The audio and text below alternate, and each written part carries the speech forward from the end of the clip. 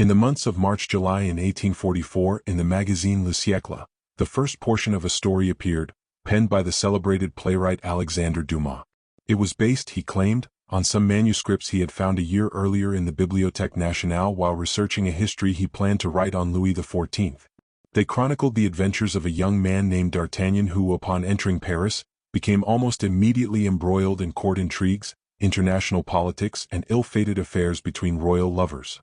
Over the next 6 years, readers would enjoy the adventures of this youth and his 3 famous friends, Porthos, Athos, and Aramis, as their exploits unraveled behind the scenes of some of the most momentous events in French and even English history. Eventually these serialized adventures were published in novel form, and became the 3 D'Artagnan romances known today. Here is a brief summary of the first 2 novels. The Three Musketeers, serialized March, July, 1844. The year is 1625. The young D'Artagnan arrives in Paris at the tender age of 18, and almost immediately offends 3 musketeers, Porthos, Aramis, and Athos. Instead of dueling, the 4 are attacked by 5 of the cardinal's guards, and the courage of the youth is made apparent during the battle. The 4 become fast friends, and when asked by D'Artagnan's landlord to find his missing wife, embark upon an adventure that takes them across both France and England in order to thwart the plans of the Cardinal Richelieu.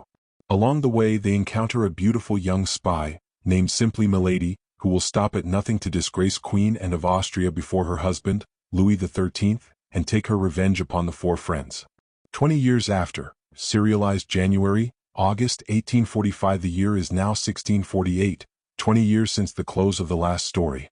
Louis XIII has died, as has Cardinal Richelieu, and while the crown of France may sit upon the head of Anne of Austria as regent for the young Louis XIV, the real power resides with the Cardinal Mazarin, her secret husband.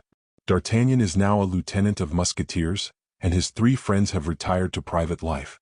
Athos turned out to be a nobleman, the Comte de la Fère, and has retired to his home with his son Raoul de Bragelonne.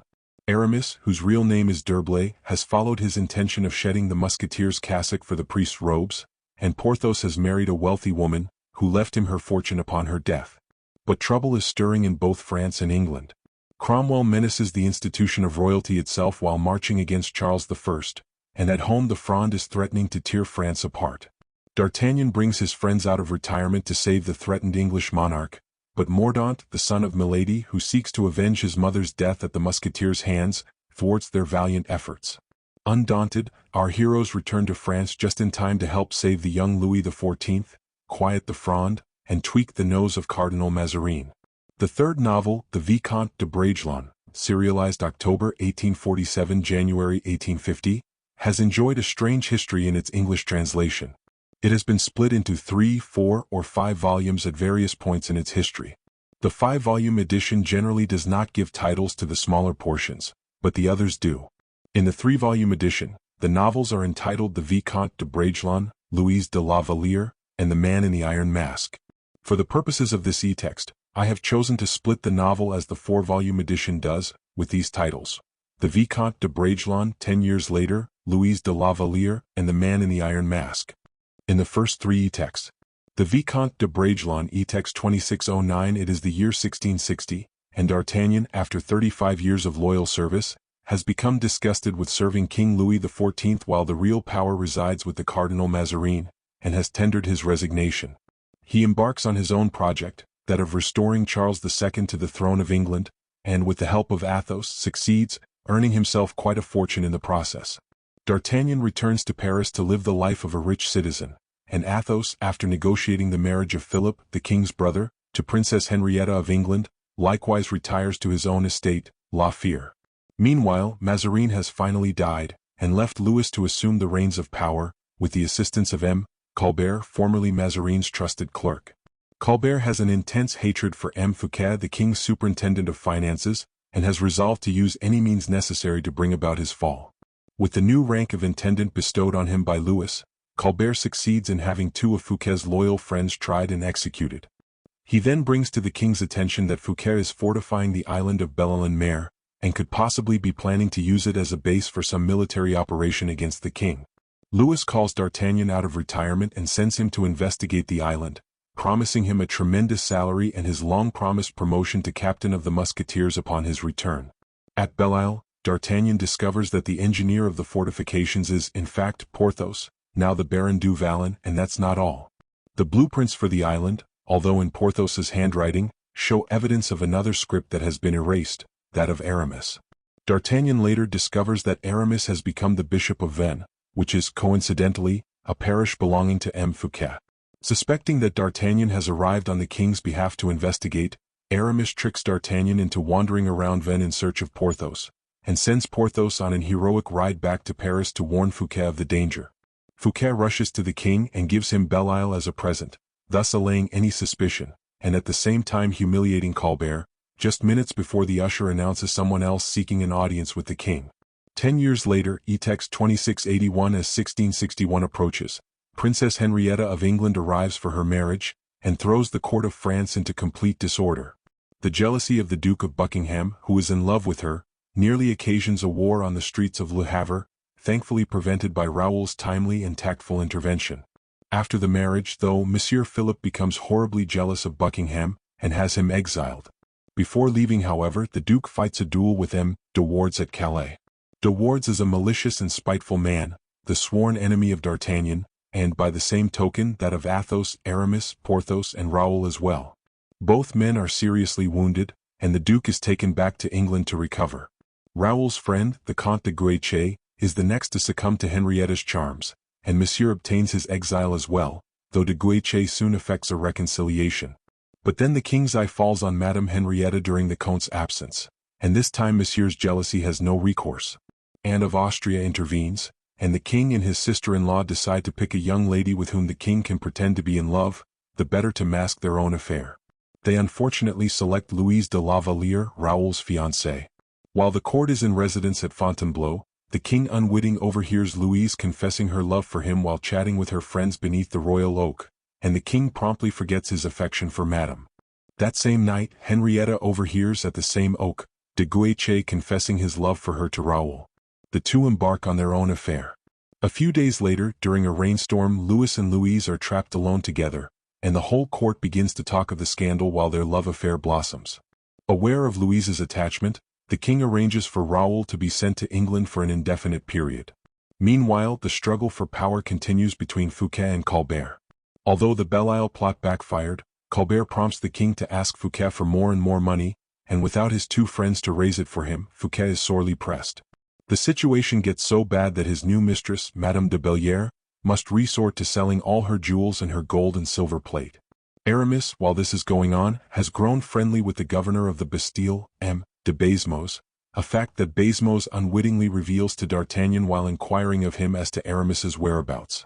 This further arouses the suspicions of the Musketeer, who was made to look ridiculous by Aramis. He had ridden overnight at an insane pace, but arrived a few minutes after Fouquet had already presented Belle-Isle to the king. Aramis learns from the governor the location of a mysterious prisoner, who bears a remarkable resemblance to Louis XIV. In fact, the two are identical. He uses the existence of this secret to persuade a dying Franciscan monk, the general of the Society of the Jesuits, to name him Aramis, the new general of the order. On Aramis's advice, hoping to use Louise's influence with the king to counteract Colbert's influence, Fouquet also writes a love letter to La Valliere, unfortunately undated. It never reaches its destination, however, as the servant ordered to deliver it turns out to be an agent of Colbert's. Louise de la Valliere, Etext 2710. Believing D'Artagnan occupied at Fontainebleau and Porthos safely tucked away at Paris, Aramis holds a funeral for the dead Franciscan. But in fact, Aramis is wrong in both suppositions. D'Artagnan has left Fontainebleau, bored to tears by the fates, retrieved Porthos, and is visiting the country house of Planchet, his old lackey.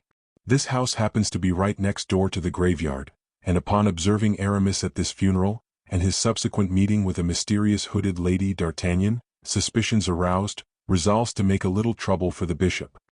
He presents Porthos to the king at the same time as Fouquet presents Aramis, thereby surprising the wily prelate.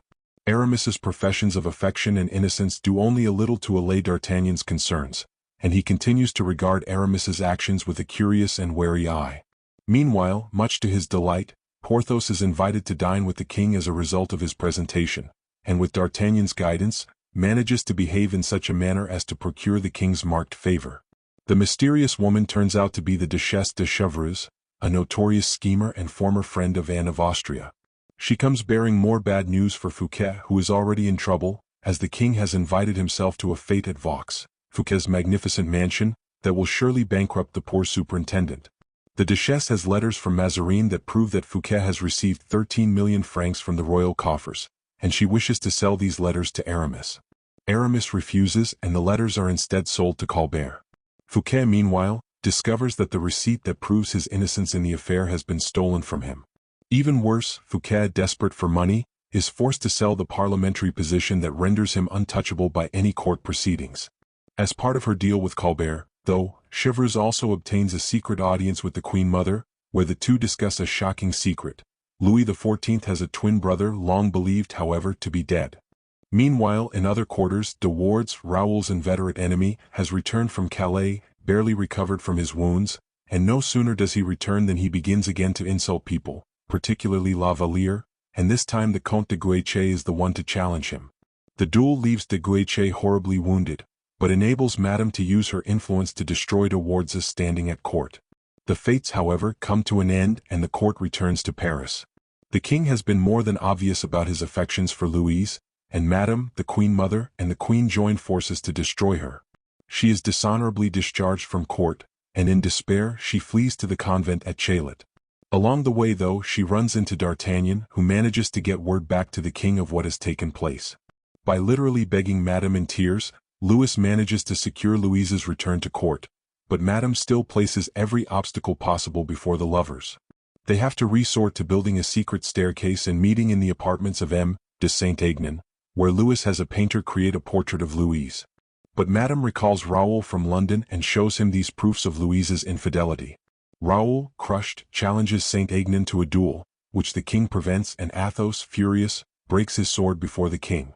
The king has D'Artagnan arrest Athos, and at the Bastille they encounter Aramis, who is paying Basmos another visit.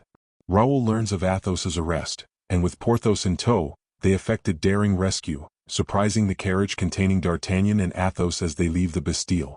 Although quite impressive, the intrepid raid is in vain, as D'Artagnan has already secured Athos's pardon from the king. Instead, everybody switches modes of transport. D'Artagnan and Porthos take the horses back to Paris, and Athos and Raoul take the carriage back to La Fère, where they intend to reside permanently. As the king is now their sworn enemy, Raoul cannot bear to see Louise, and they have no more dealings in Paris. Aramis, left alone with Basmos, inquires the governor of the prison about his loyalties, in particular to the Jesuits. The bishop reveals that he is a confessor of the society, and invokes their regulations in order to obtain access to this mysterious prisoner who bears such a striking resemblance to Louis XIV. And so Basmos is conducting Aramis to the prisoner as the final section of the Vicomte de Bragelonne and this final story of the D'Artagnan romances opens. I have written a cast of historical characters, e-text 2760, that will enable curious readers to compare personages in the novel with their historical counterparts. Also of interest may be an essay Dumas wrote on the possible identity of the real man in the Iron Mask, which is e-text 2751. Enjoy. John Bursey. Chapter 1. The Prisoner. Since Aramis's singular transformation into a confessor of the order, Basmos was no longer the same man. Up to that period, the place which Aramis had held in the worthy governor's estimation was that of a prelate whom he respected and a friend to whom he owed a debt of gratitude. But now he felt himself an inferior, and that Aramis was his master. He himself lighted a lantern, summoned a turnkey, and said, returning to Aramis, "I am at your orders, Monseigneur." Aramis merely nodded his head as much as to say, "Very good," and signed to him with his hand to lead the way. Basmos advanced, and Aramis followed him. It was a calm and lovely starlit night. The steps of 3 men resounded on the flags of the terraces, and the clinking of the keys hanging from the jailer's girdle made itself heard up to the stories of the towers, as if to remind the prisoners that the liberty of earth was a luxury beyond their reach. It might have been said that the alteration effected in Basmos extended even to the prisoners. The turnkey, the same who, on Aramis's first arrival had shown himself so inquisitive and curious, was now not only silent, but impassible. He held his head down, and seemed afraid to keep his ears open. In this wise they reached the basement of the Bertaudiere, the 2 first stories of which were mounted silently and somewhat slowly, for Basmos, though far from disobeying, was far from exhibiting any eagerness to obey. On arriving at the door, Basmos showed a disposition to enter the prisoner's chamber. But Aramis, stopping him on the threshold, said, "The rules do not allow the governor to hear the prisoner's confession." Baisemeaux bowed and made way for Aramis, who took the lantern and entered, and then signed to them to close the door behind him. For an instant he remained standing, listening whether Baisemeaux and the turnkey had retired, but as soon as he was assured by the sound of their descending footsteps that they had left the tower, he put the lantern on the table and gazed around. On a bed of green serge, similar in all respect to the other beds in the Bastille, save that it was newer, and under curtains half drawn, reposed a young man, to whom we have already once before introduced Aramis. According to custom, the prisoner was without a light. At the hour of curfew, he was bound to extinguish his lamp, and we perceive how much he was favored, in being allowed to keep it burning even till then. Near the bed a large leathern armchair with twisted legs sustained his clothes. A little table, without pens, books, paper, or ink, stood neglected in sadness near the window, while several plates, still unemptied, showed that the prisoner had scarcely touched his evening meal. Aramis saw that the young man was stretched upon his bed, his face half concealed by his arms. The arrival of a visitor did not cause any change of position. Either he was waiting in expectation or was asleep. Aramis lighted the candle from the lantern, pushed back the armchair, and approached the bed with an evident mixture of interest and respect. The young man raised his head. "What is it?" said he. "You desired a confessor?" replied Aramis. "Yes." "Because you were ill?" "Yes." "Very ill?" The young man gave Aramis a piercing glance and answered, "I thank you." After a moment's silence, "I have seen you before," he continued. Aramis bowed. Doubtless the scrutiny the prisoner had just made of the cold, crafty, and imperious character stamped upon the features of the Bishop of Vannes was little reassuring to one in his situation, for he added, "I am better." "And so?" said Aramis. "Why, then, being better, I have no longer the same need of a confessor, I think." "Not even of the haircloth, which the note you found in your bread informed you of?" The young man started, but before he had either assented or denied, Aramis continued, "Not even of the ecclesiastic from whom you were to hear an important revelation?" "If it be so," said the young man, sinking again on his pillow, "it is different. I am listening." Aramis then looked at him more closely, and was struck with the easy majesty of his mien, one which can never be acquired unless heaven has implanted it in the blood or heart. "Sit down, monsieur," said the prisoner. Aramis bowed and obeyed. "How does the Bastille agree with you?" asked the bishop. "Very well." "You do not suffer?" "No." "You have nothing to regret?" "Nothing." "Not even your liberty?" "What do you call liberty, monsieur?" asked the prisoner, with the tone of a man who is preparing for a struggle. "I call liberty the flowers, the air, light, the stars, the happiness of going whithersoever the sinewy limbs of 21 chance to wish to carry you." The young man smiled, whether in resignation or contempt, it was difficult to tell. "Look," said he, "I have in that Japanese vase 2 roses gathered yesterday evening in the bud from the governor's garden. This morning they have blown and spread their vermilion chalice beneath my gaze. With every opening petal they unfold the treasures of their perfumes, filling my chamber with a fragrance that embalms it. Look now on these 2 roses. Even among roses these are beautiful, and the rose is the most beautiful of flowers. Why, then, do you bid me desire other flowers when I possess the loveliest of all?" Aramis gazed at the young man in surprise. "If flowers constitute liberty," sadly resumed the captive, "I am free, for I possess them." "But the air," cried Aramis, "air is so necessary to life." "Well, monsieur," returned the prisoner, "draw near to the window, it is open. Between high heaven and earth the wind whirls on its waftages of hail and lightning, exhales its torrid mist or breathes in gentle breezes. It caresses my face.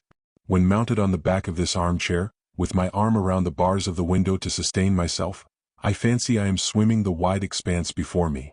The countenance of Aramis darkened as the young man continued, "Light I have. What is better than light? I have the sun, a friend who comes to visit me every day without the permission of the governor or the jailer's company. He comes in at the window and traces in my room a square the shape of the window, which lights up the hangings of my bed and floods the very floor. This luminous square increases from 10 o'clock till midday, and decreases from 1 till 3 slowly, as if, having hastened to my presence, it sorrowed at bidding me farewell. When its last ray disappears I have enjoyed its presence for 5 hours. Is not that sufficient? I have been told that there are unhappy beings who dig in quarries, and laborers who toil in mines, who never behold it at all." Aramis wiped the drops from his brow. "As to the stars which are so delightful to view," continued the young man, They all resemble each other save in size and brilliancy. I am a favored mortal, for if you had not lighted that candle you would have been able to see the beautiful stars which I was gazing at from my couch before your arrival, whose silvery rays were stealing through my brain." Aramis lowered his head. He felt himself overwhelmed with the bitter flow of that sinister philosophy which is the religion of the captive. "So much then for the flowers, the air, the daylight, and the stars," tranquilly continued the young man. "There remains but exercise. Do I not walk all day in the governor's garden if it is fine, here if it rains? In the fresh air if it is warm, in perfect warmth thanks to my winter stove if it be cold? Monsieur, do you fancy," continued the prisoner, not without bitterness, "that men have not done everything for me that a man can hope for or desire?" "Men," said Aramis, "be it so, but it seems to me you are forgetting heaven." "Indeed I have forgotten heaven," murmured the prisoner with emotion, "but why do you mention it? Of what use is it to talk to a prisoner of heaven?" Aramis looked steadily at this singular youth, who possessed the resignation of a martyr with the smile of an atheist. "Is not heaven in everything?" he murmured in a reproachful tone. "Say rather, at the end of everything," answered the prisoner firmly. "Be it so," said Aramis, "but let us return to our starting point." "I ask nothing better," returned the young man. "I am your confessor." "Yes. Well then you ought, as a penitent, to tell me the truth. My whole desire is to tell it you. Every prisoner has committed some crime for which he has been imprisoned. What crime then have you committed?" "You asked me the same question the first time you saw me," returned the prisoner. "And then, as now you evaded giving me an answer. And what reason have you for thinking that I shall now reply to you? Because this time I am your confessor. Then if you wish me to tell what crime I have committed, explain to me in what a crime consists. For as my conscience does not accuse me, I aver that I am not a criminal. We are often criminals in the sight of the great of the earth, not alone for having ourselves committed crimes, but because we know that crimes have been committed." The prisoner manifested the deepest attention. "Yes, I understand you," he said after a pause. "Yes, you are right, monsieur. It is very possible that, in such a light, I am a criminal in the eyes of the great of the earth." "Ah, then you know something," said Aramis, who thought he had pierced not merely through a defect in the harness, but through the joints of it. "No, I am not aware of anything," replied the young man, "but sometimes I think, and I say to myself—" "What do you say to yourself?" "That if I were to think but a little more deeply I should either go mad or I should divine a great deal." And then, said Aramis impatiently, "then I leave off." "You leave off?" "Yes, my head becomes confused and my ideas melancholy. I feel ennui overtaking me. I wish—" "What?" "I don't know, but I do not like to give myself up to longing for things which I do not possess, when I am so happy with what I have." "You are afraid of death?" said Aramis with a slight uneasiness. "Yes," said the young man, smiling. Aramis felt the chill of that smile and shuddered. "Oh, as you fear death, you know more about matters than you say," he cried. "And you," returned the prisoner, "who bade me to ask to see you, you who, when I did ask to see you, came here promising a world of confidence, how is it that, nevertheless, it is you who are silent, leaving it for me to speak? Since then we both wear masks, either let us both retain them or put them aside together." Aramis felt the force and justice of the remark, saying to himself, "This is no ordinary man, I must be cautious. Are you ambitious?" said he suddenly to the prisoner, aloud, without preparing him for the alteration. "What do you mean by ambitious?" replied the youth. "Ambition," replied Aramis, "is the feeling which prompts a man to desire more, much more, than he possesses. I said that I was contented, monsieur, but perhaps I deceive myself. I am ignorant of the nature of ambition, but it is not impossible I may have some. Tell me your mind, that is all I ask." "An ambitious man," said Aramis, "is one who covets that which is beyond his station." "I covet nothing beyond my station," said the young man, with an assurance of manner which for the second time made the Bishop of Vannes tremble. He was silent. But to look at the kindling eye, the knitted brow, and the reflective attitude of the captive, it was evident that he expected something more than silence, a silence which Aramis now broke. "You lied the first time I saw you," said he. "Lied!" cried the young man, starting up on his couch, with such a tone in his voice and such a lightning in his eyes, that Aramis recoiled in spite of himself. "I should say," returned Aramis, bowing, "you concealed from me what you knew of your infancy." "A man's secrets are his own, monsieur," retorted the prisoner, "and not at the mercy of the first chance comer." "True," said Aramis, bowing still lower than before, "'Tis true, pardon me, but today do I still occupy the place of a chance comer? I beseech you to reply, Monseigneur." This title slightly disturbed the prisoner, but nevertheless he did not appear astonished that it was given him. "I do not know you, monsieur," said he. "Oh, but if I dared, I would take your hand and kiss it." The young man seemed as if he were going to give Aramis his hand, but the light which beamed in his eyes faded away, and he coldly and distrustfully withdrew his hand again. "Kiss the hand of a prisoner," he said, shaking his head. "To what purpose?" "Why did you tell me," said Aramis, "that you were happy here? Why, that you aspired to nothing? Why, in a word, by thus speaking, do you prevent me from being frank in my turn?" The same light shone a third time in the young man's eyes, but died ineffectually away as before.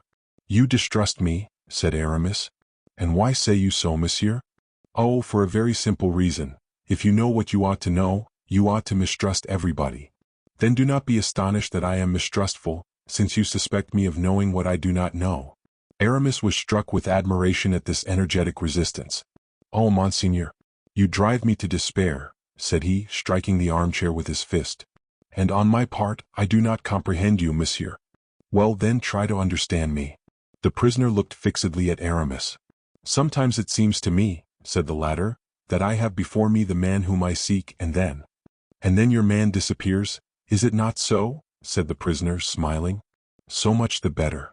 Aramis rose. "Certainly," said he, "I have nothing further to say to a man who mistrusts me as you do."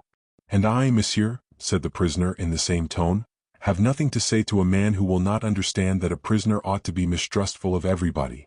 "Even of his old friends?" said Aramis. "Oh, Monseigneur, you are too prudent." "Of my old friends? You one of my old friends, you?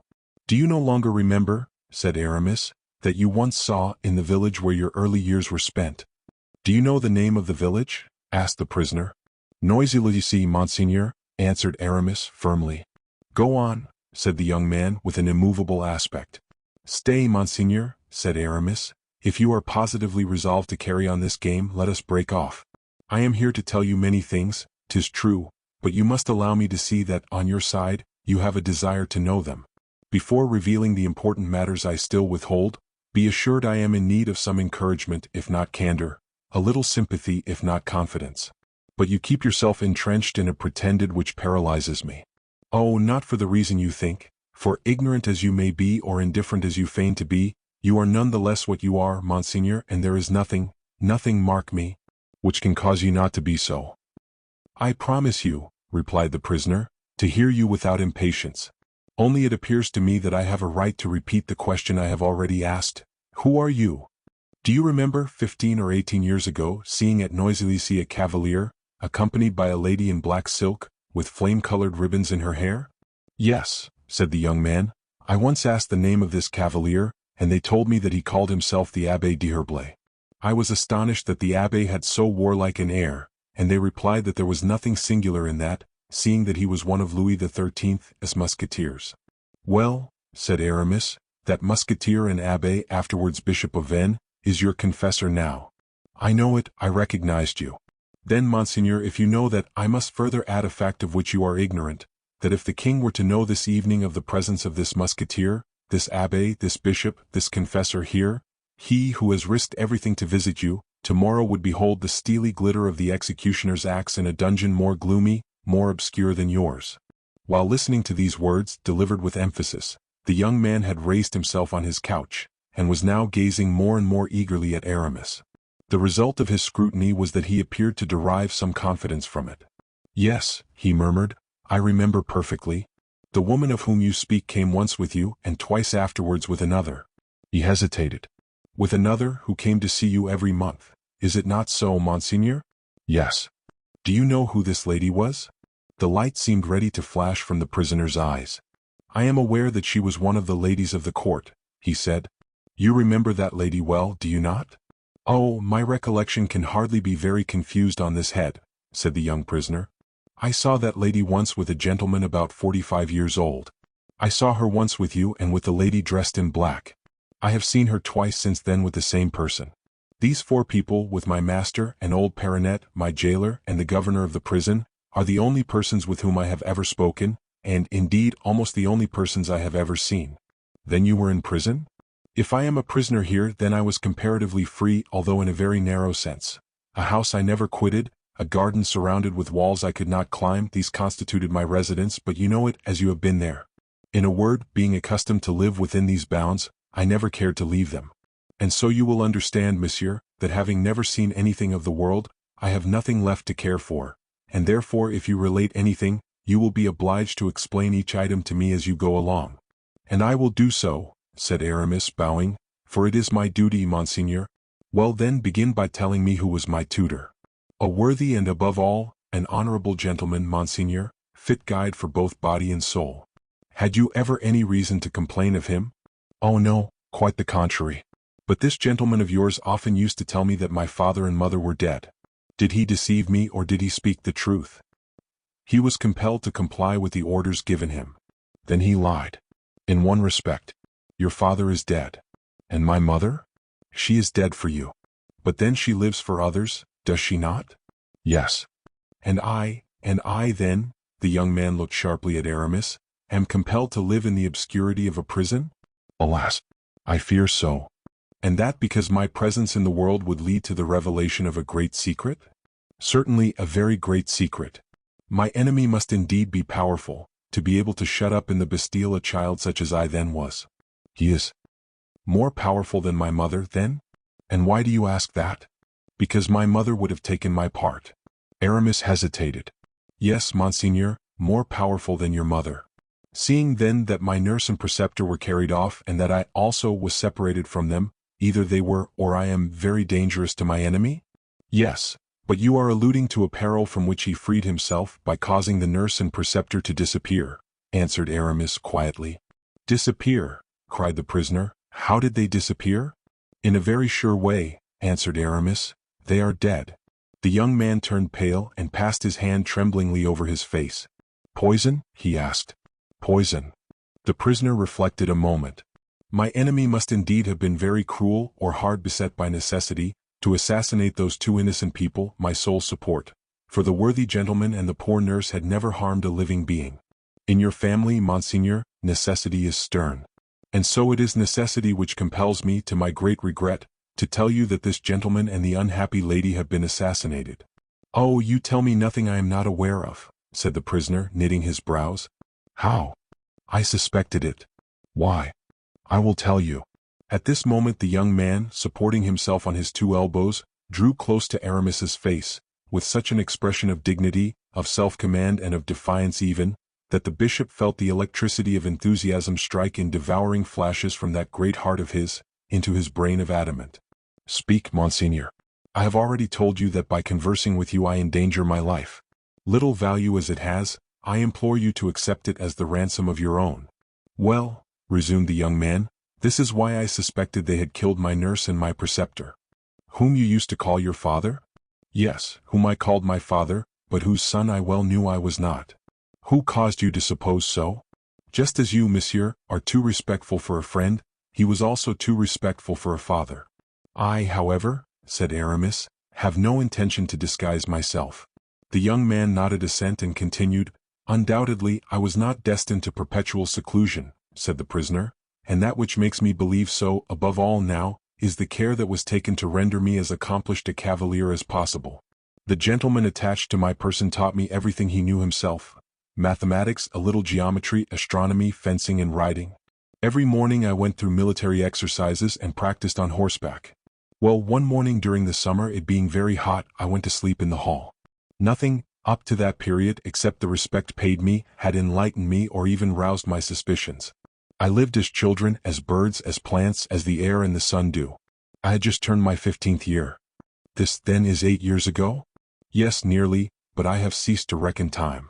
Excuse me, but what did your tutor tell you to encourage you to work? He used to say that a man was bound to make for himself in the world that fortune which heaven had refused him at his birth. He added that, being a poor, obscure orphan, I had no one but myself to look to, and that nobody either did or ever would take any interest in me. I was, then, in the hall I have spoken of, asleep from fatigue with long fencing. My preceptor was in his room on the first floor, just over me. Suddenly I heard him exclaim, and then he called, Perinet! Perinet! It was my nurse whom he called. Yes, I know it, said Aramis. Continue, monseigneur. Very likely she was in the garden, for my preceptor came hastily downstairs. I rose, anxious at seeing him anxious. He opened the garden door, still crying out, "Perronnette! Perronnette!" The windows of the hall looked into the court.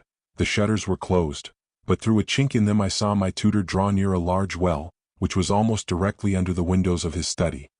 He stooped over the brim, looked into the well, and again cried out and made wild and affrighted gestures. Where I was, I could not only see but hear, and see and hear I did. "Go on, I pray you," said Aramis. Dame Perronnette came running up, hearing the governor's cries.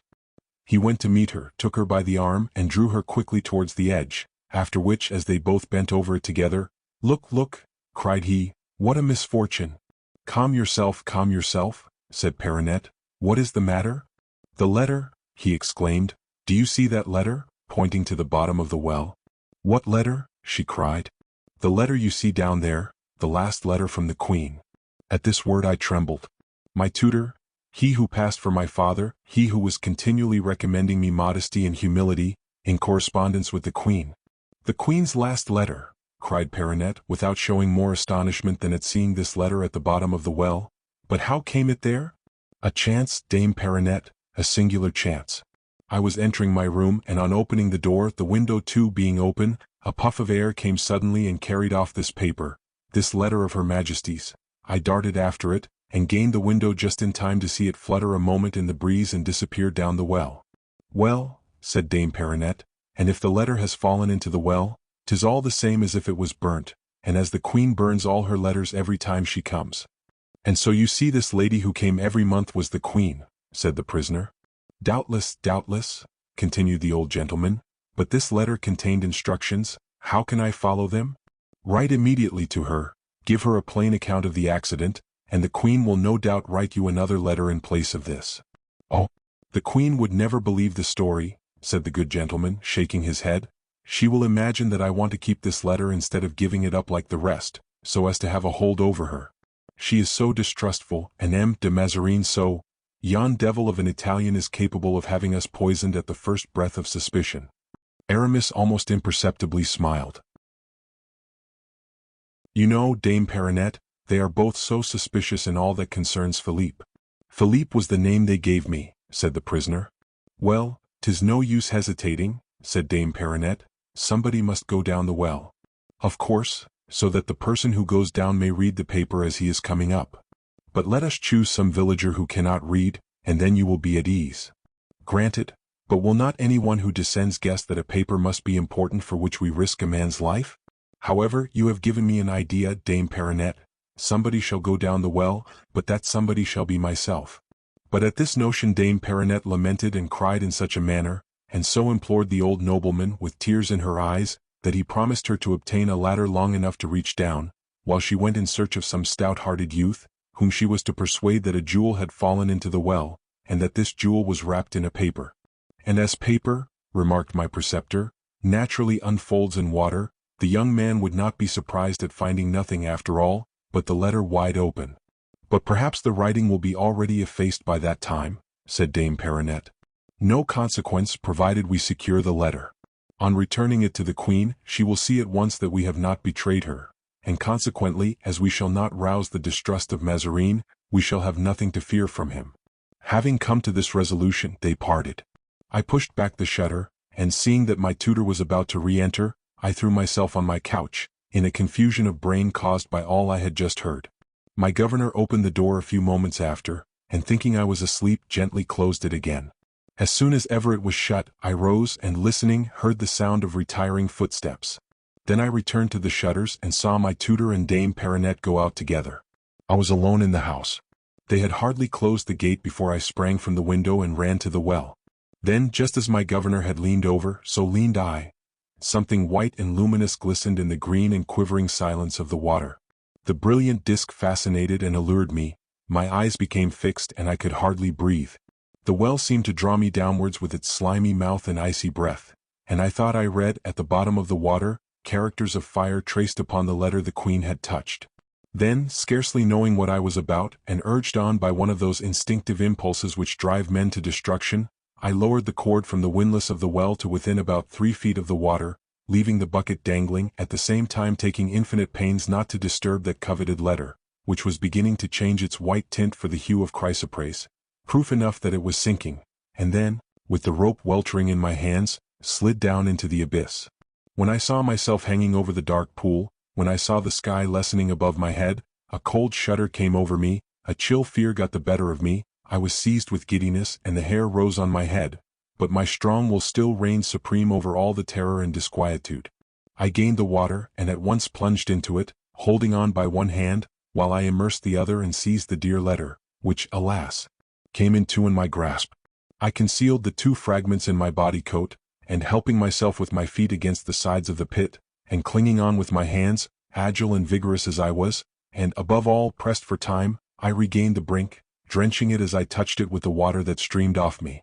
I was no sooner out of the well with my prize, than I rushed into the sunlight, and took refuge in a kind of shrubbery at the bottom of the garden.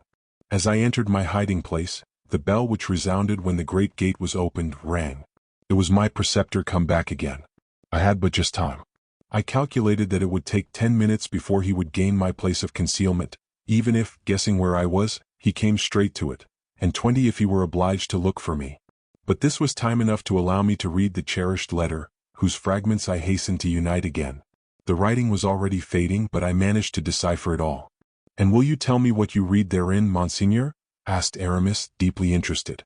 "Quite enough, monsieur, to see that my tutor was a man of noble rank, and that Perronnette, without being a lady of quality, was far better than a servant, and also to perceive that I must myself be high-born, since the Queen and of Austria and Mazarin, the Prime Minister, commended me so earnestly to their care." Here the young man paused, quite overcome. "And what happened?" asked Aramis.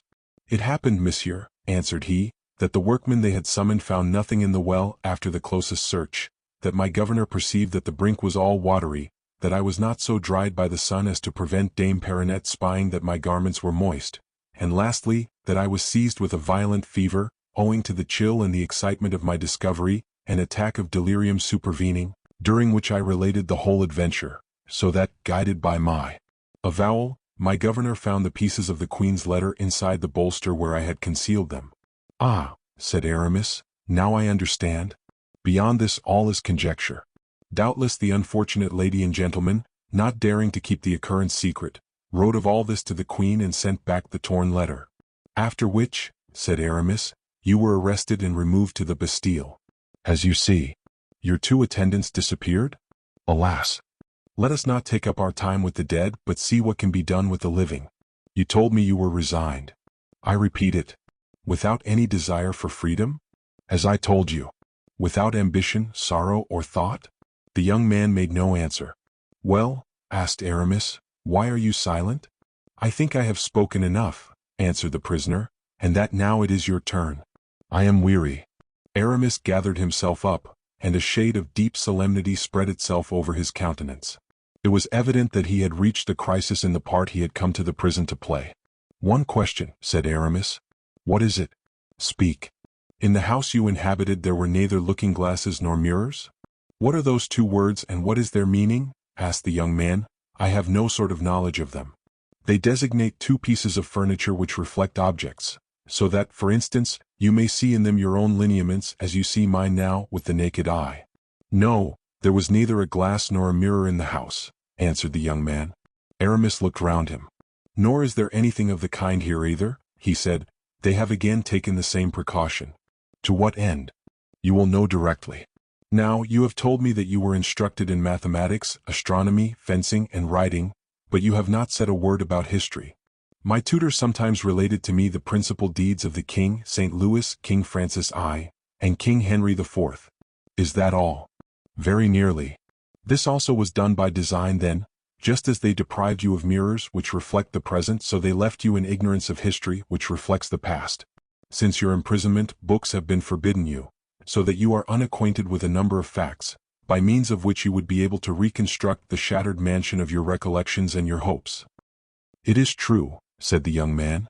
"Listen then, I will in a few words tell you what has passed in France during the last 23 or 24 years, that is, from the probable date of your birth, in a word, from the time that interests you." "Say on." And the young man resumed his serious and attentive attitude. Do you know who was the son of Henry IV? At least I know who his successor was. How? By means of a coin dated 1610, which bears the effigy of Henry IV, and another of 1612, bearing that of Louis XIII. So I presumed that, there being only 2 years between the two dates, Louis was Henry's successor. Then, said Aramis, you know that the last reigning monarch was Louis XIII? I do, answered the youth, slightly reddening. Well, he was a prince full of noble ideas and great projects, always, alas, deferred by the trouble of the times and the dread struggle that his minister Richelieu had to maintain against the great nobles of France. The king himself was of a feeble character, and died young and unhappy. I know it. He had been long anxious about having an heir, a care which weighs heavily on princes, who desire to leave behind them more than one pledge that their best thoughts and works will be continued. Did the king then die childless? Asked the prisoner, smiling. No, but he was long without one, and for a long while thought he should be the last of his race. This idea had reduced him to the depths of despair, when suddenly, his wife, Anne of Austria. The prisoner trembled. Did you know, said Aramis, that Louis XIII's wife was called Anne of Austria? Continue, said the young man without replying to the question. When suddenly, resumed Aramis, the queen announced an interesting event. There was great joy at the intelligence, and all prayed for her happy delivery. On the 5th of September 1638 she gave birth to a son. Here Aramis looked at his companion, and thought he observed him turning pale. You are about to hear, said Aramis, an account which few indeed could now avouch, for it refers to a secret which they imagined buried with the dead, entombed in the abyss of the confessional. And you will tell me this secret? Broke in the youth. Oh, said Aramis with unmistakable emphasis, I do not know that I ought to risk this secret by entrusting it to one who has no desire to quit the Bastille. I hear you, monsieur. The queen then gave birth to a son. But while the court was rejoicing over the event, when the king had shown the newborn child to the nobility and people, and was sitting gaily down to table to celebrate the event, the queen, who was alone in her room, was again taken ill and gave birth to a second son. Oh, said the prisoner, betraying a better acquaintance with affairs than he had owned to, I thought that monsieur was only born in. Aramis raised his finger. Permit me to continue, he said. The prisoner sighed impatiently and paused. Yes, said Aramis, the queen had a second son, whom Dame Perronnette, the midwife, received in her arms. Dame Perronnette, murmured the young man. They ran at once to the banqueting room and whispered to the king what had happened. He rose and quitted the table. But this time it was no longer happiness that his face expressed, but something akin to terror. The birth of twins changed into bitterness the joy to which that of an only son had given rise, seeing that in France, a fact you are assuredly ignorant of, it is the oldest of the king's sons who succeeds his father. I know it. And that the doctors and jurists assert that there is ground for doubting whether the son that first makes his appearance is the elder by the law of heaven and of nature. The prisoner uttered a smothered cry, and became whiter than the coverlet under which he hid himself. Now you understand, pursued Aramis, that the king, who with so much pleasure saw himself repeated in one, was in despair about two, fearing that the second might dispute the first claim to seniority, which had been recognized only 2 hours before, and so this second son, relying on party interests and caprices, might one day sow discord and engender civil war throughout the kingdom, by these means destroying the very dynasty he should have strengthened. Oh, I understand, murmured the young man. Well, continued Aramis, this is what they relate, what they declare. This is why one of the queen's 2 sons, shamefully parted from his brother, shamefully sequestered, is buried in profound obscurity. This is why that second son has disappeared, and so completely, that not a soul in France, save his mother, is aware of his existence. Yes, his mother, who has cast him off, cried the prisoner in a tone of despair. Except also, Aramis went on, the lady in the black dress, and finally excepting yourself, is it not? You who come and relate all this, you who rouse in my soul curiosity, hatred, ambition, and perhaps even the thirst of vengeance, except you, monsieur, who, if you are the man to whom I expect, whom the note I have received applies to, whom in short heaven ought to send me, must possess about you. What? Asked Aramis. A portrait of the King Louis XIV, who at this moment reigns upon the throne of France. Here is the portrait, replied the bishop, handing the prisoner a miniature in enamel, on which Louis was depicted lifelike, with a handsome, lofty mien. The prisoner eagerly seized the portrait, and gazed at it with devouring eyes. And now, monseigneur, said Aramis. "Here is a mirror." Aramis left the prisoner time to recover his ideas. So high, murmured the young man, eagerly comparing the likeness of Louis with his own countenance reflected in the glass. "What do you think of it?" at length said Aramis. "I think that I am lost," replied the captive. "The king will never set me free." "And I demand to know," added the bishop, fixing his piercing eyes significantly upon the prisoner. "I demand to know which of these two is king, the one this miniature portrays or whom the glass reflects?" "The king, monsieur," sadly replied the young man, "is he who is on the throne, who is not in prison, and who, on the other hand, can cause others to be entombed there. Royalty means power, and you behold how powerless I am." "Monseigneur," answered Aramis with a respect he had not yet manifested, "the king, mark me, will, if you desire it, be the one that, quitting his dungeon, shall maintain himself upon the throne, on which his friends will place him." "Tempt me not, monsieur," broke in the prisoner bitterly. "Be not weak, monseigneur," persisted Aramis. "I have brought you all the proofs of your birth. Consult them. Satisfy yourself that you are a king's son. It is for us to act." No, it is impossible." "Unless, indeed," resumed the bishop ironically, "it be the destiny of your race, that the brothers excluded from the throne should be always princes void of courage and honesty, as was your uncle Gaston d'Orleans, who 10 times conspired against his brother Louis XIII. "What?" cried the prince, astonished. "My uncle Gaston conspired against his brother? Conspired to dethrone him?" "Exactly, monseigneur, for no other reason. I tell you the truth." "And he had friends, devoted friends?" "As much so as I am to you." "And after all, what did he do?" "Failed." "He failed, I admit, but always through his own fault, and for the sake of purchasing, not his life, for the life of the king's brother is sacred and inviolable, but his liberty he sacrificed the lives of all his friends one after another. And so, at this day he is a very blot on history, the detestation of 100 noble families in this kingdom. I understand, monsieur, either by weakness or treachery, my uncle slew his friends. By weakness, which in princes is always treachery. And cannot a man fail, then, from incapacity and ignorance?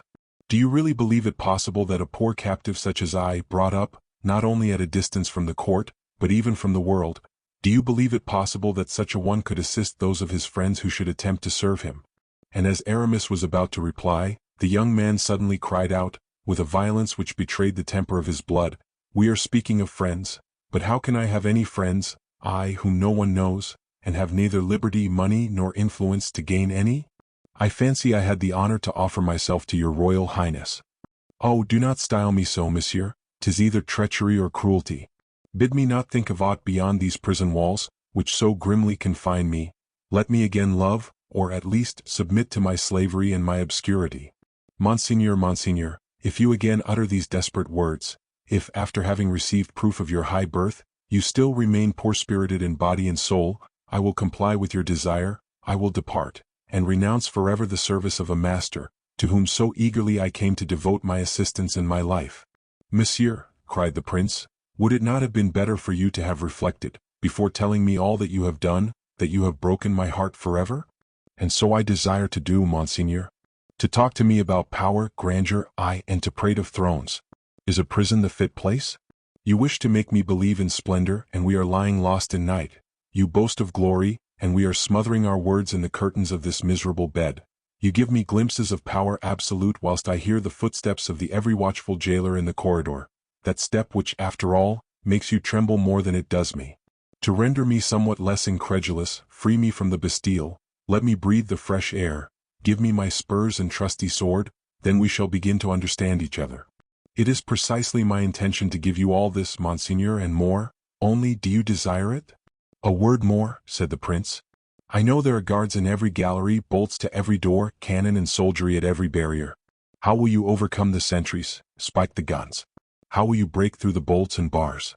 Monseigneur, how did you get the note which announced my arrival to you? You can bribe a jailer for such a thing as a note. If we can corrupt one turnkey, we can corrupt 10.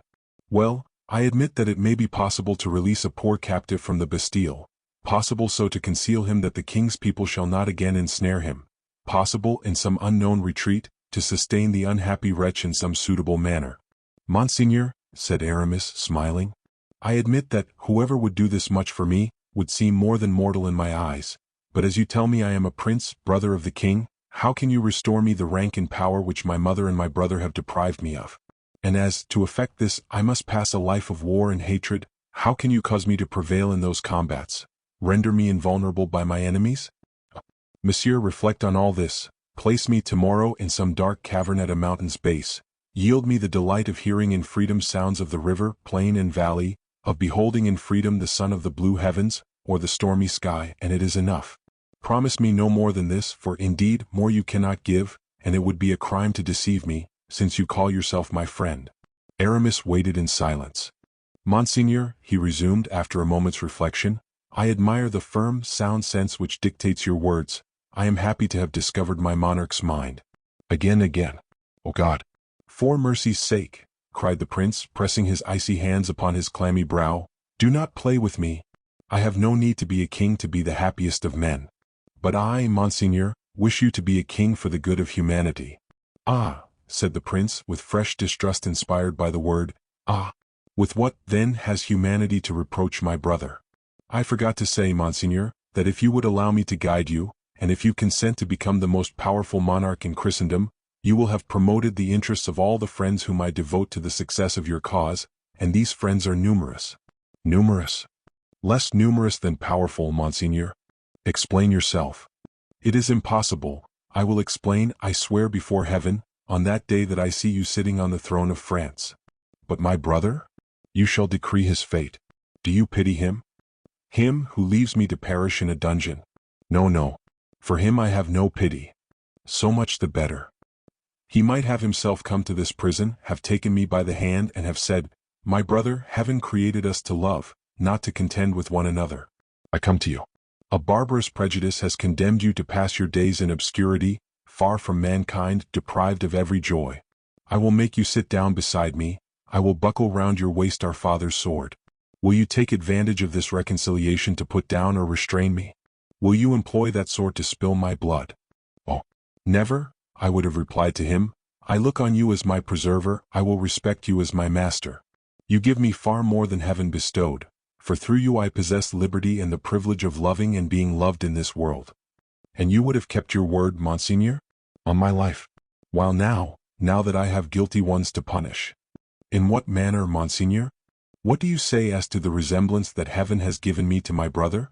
I say that there was in that likeness a providential instruction which the king ought to have heeded.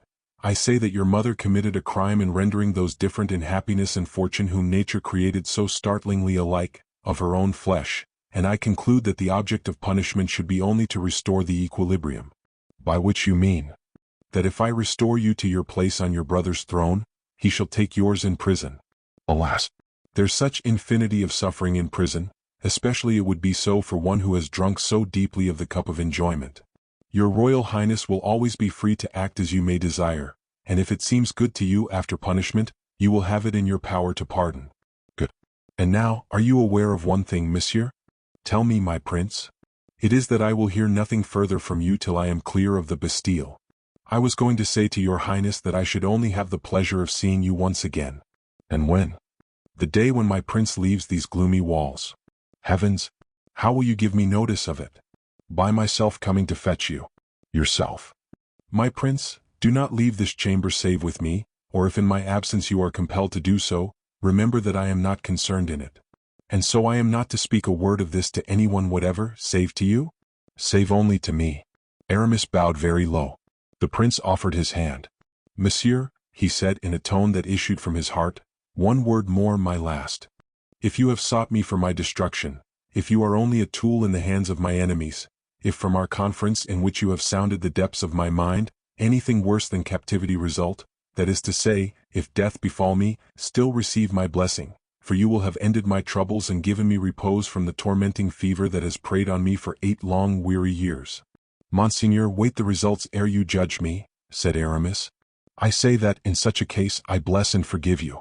If, on the other hand, you are come to restore me to that position in the sunshine of fortune and glory to which I was destined by heaven, if by your means I am enabled to live in the memory of man, and confer luster on my race by deeds of valor, or by solid benefits bestowed upon my people, if, from my present depths of sorrow, aided by your generous hand, I raise myself to the very height of honor, then to you, whom I thank with blessings, to you will I offer half my power and my glory, though you would still be but partly recompensed, and your share must always remain incomplete, since I could not divide with you the happiness received at your hands. Monseigneur, replied Aramis, moved by the pallor and excitement of the young man, the nobleness of your heart fills me with joy and admiration. It is not you who will have to thank me, but rather the nation whom you will render happy, the posterity whose name you will make glorious. Yes, I shall indeed have bestowed upon you more than life, I shall have given you immortality. The prince offered his hand to Aramis, who sank upon his knee and kissed it. It is the first act of homage paid to our future king, said he. When I see you again I shall say, good day, sire. Till then, said the young man, pressing his wan and wasted fingers over his heart, till then no more dreams, no more strain on my life, my heart would break. Oh, monsieur, how small is my prison, how low the window, how narrow are the doors. To think that so much pride, splendor, and happiness should be able to enter in and to remain here.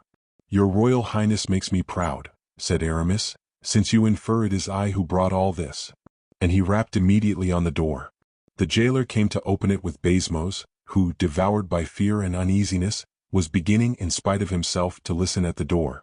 Happily, neither of the speakers had forgotten to smother his voice, even in the most passionate outbreaks. What a confessor, said the governor, forcing a laugh. Who would believe that a compulsory recluse, a man as though in the very jaws of death, could have committed crimes so numerous and so long to tell of? Aramis made no reply. He was eager to leave the Bastille, where the secret which overwhelmed him seemed to double the weight of the walls. As soon as they reached Baisemeaux's quarters, let us proceed to business, my dear governor, said Aramis. Alas, replied Baisemeaux, you have to ask me for my receipt for 150,000 livres, said the bishop.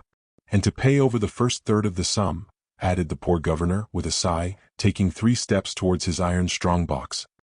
Here is the receipt, said Aramis. And here is the money, returned Baisemeaux with a threefold sigh. The order instructed me only to give a receipt. It said nothing about receiving the money, rejoined Aramis. Adieu, monsieur le gouverneur. And he departed, leaving Baisemeaux almost more than stifled with joy and surprise at this regal present so liberally bestowed by the confessor extraordinary to the Bastille. Chapter 2. How Mouston had become fatter without giving Porthos notice thereof, and of the troubles which consequently befell that worthy gentleman. Since the departure of Athos for Blois, Porthos and D'Artagnan were seldom together. One was occupied with harassing duties for the king, the other had been making many purchases of furniture which he intended to forward to his estate, and by aid of which he hoped to establish in his various residences something of the courtly luxury he had witnessed in all its dazzling brightness in his Majesty's society. D'Artagnan, ever faithful, one morning during an interval of service thought about Porthos, and being uneasy at not having heard anything of him for a fortnight, directed his steps towards his hotel, and pounced upon him just as he was getting up. The worthy baron had a pensive, nay, more than pensive, melancholy air. He was sitting on his bed, only half-dressed and with legs dangling over the edge, contemplating a host of garments, which with their fringes, lace, embroidery, and slashes of ill-assorted hues, were strewed all over the floor.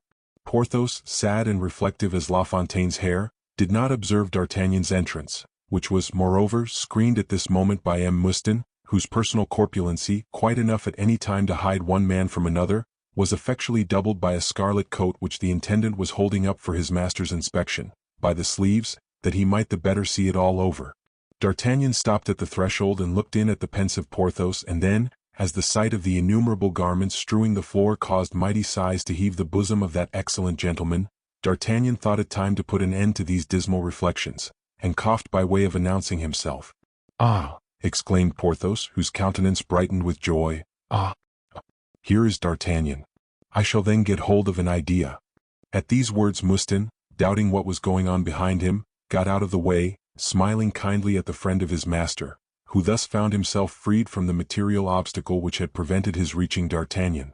Porthos made his sturdy knees crack again in rising, and crossing the room in 2 strides, found himself face to face with his friend, whom he folded to his breast with a force of affection that seemed to increase with every day. "Ah," he repeated, "you are always welcome, dear friend, but just now you are more welcome than ever." "But you seem to have the megrims here," exclaimed D'Artagnan. Porthos replied by a look expressive of dejection. Well then tell me all about it, Porthos my friend, unless it is a secret. In the first place, returned Porthos, you know I have no secrets from you. This then is what saddens me. Wait a minute, Porthos, let me first get rid of all this litter of satin and velvet.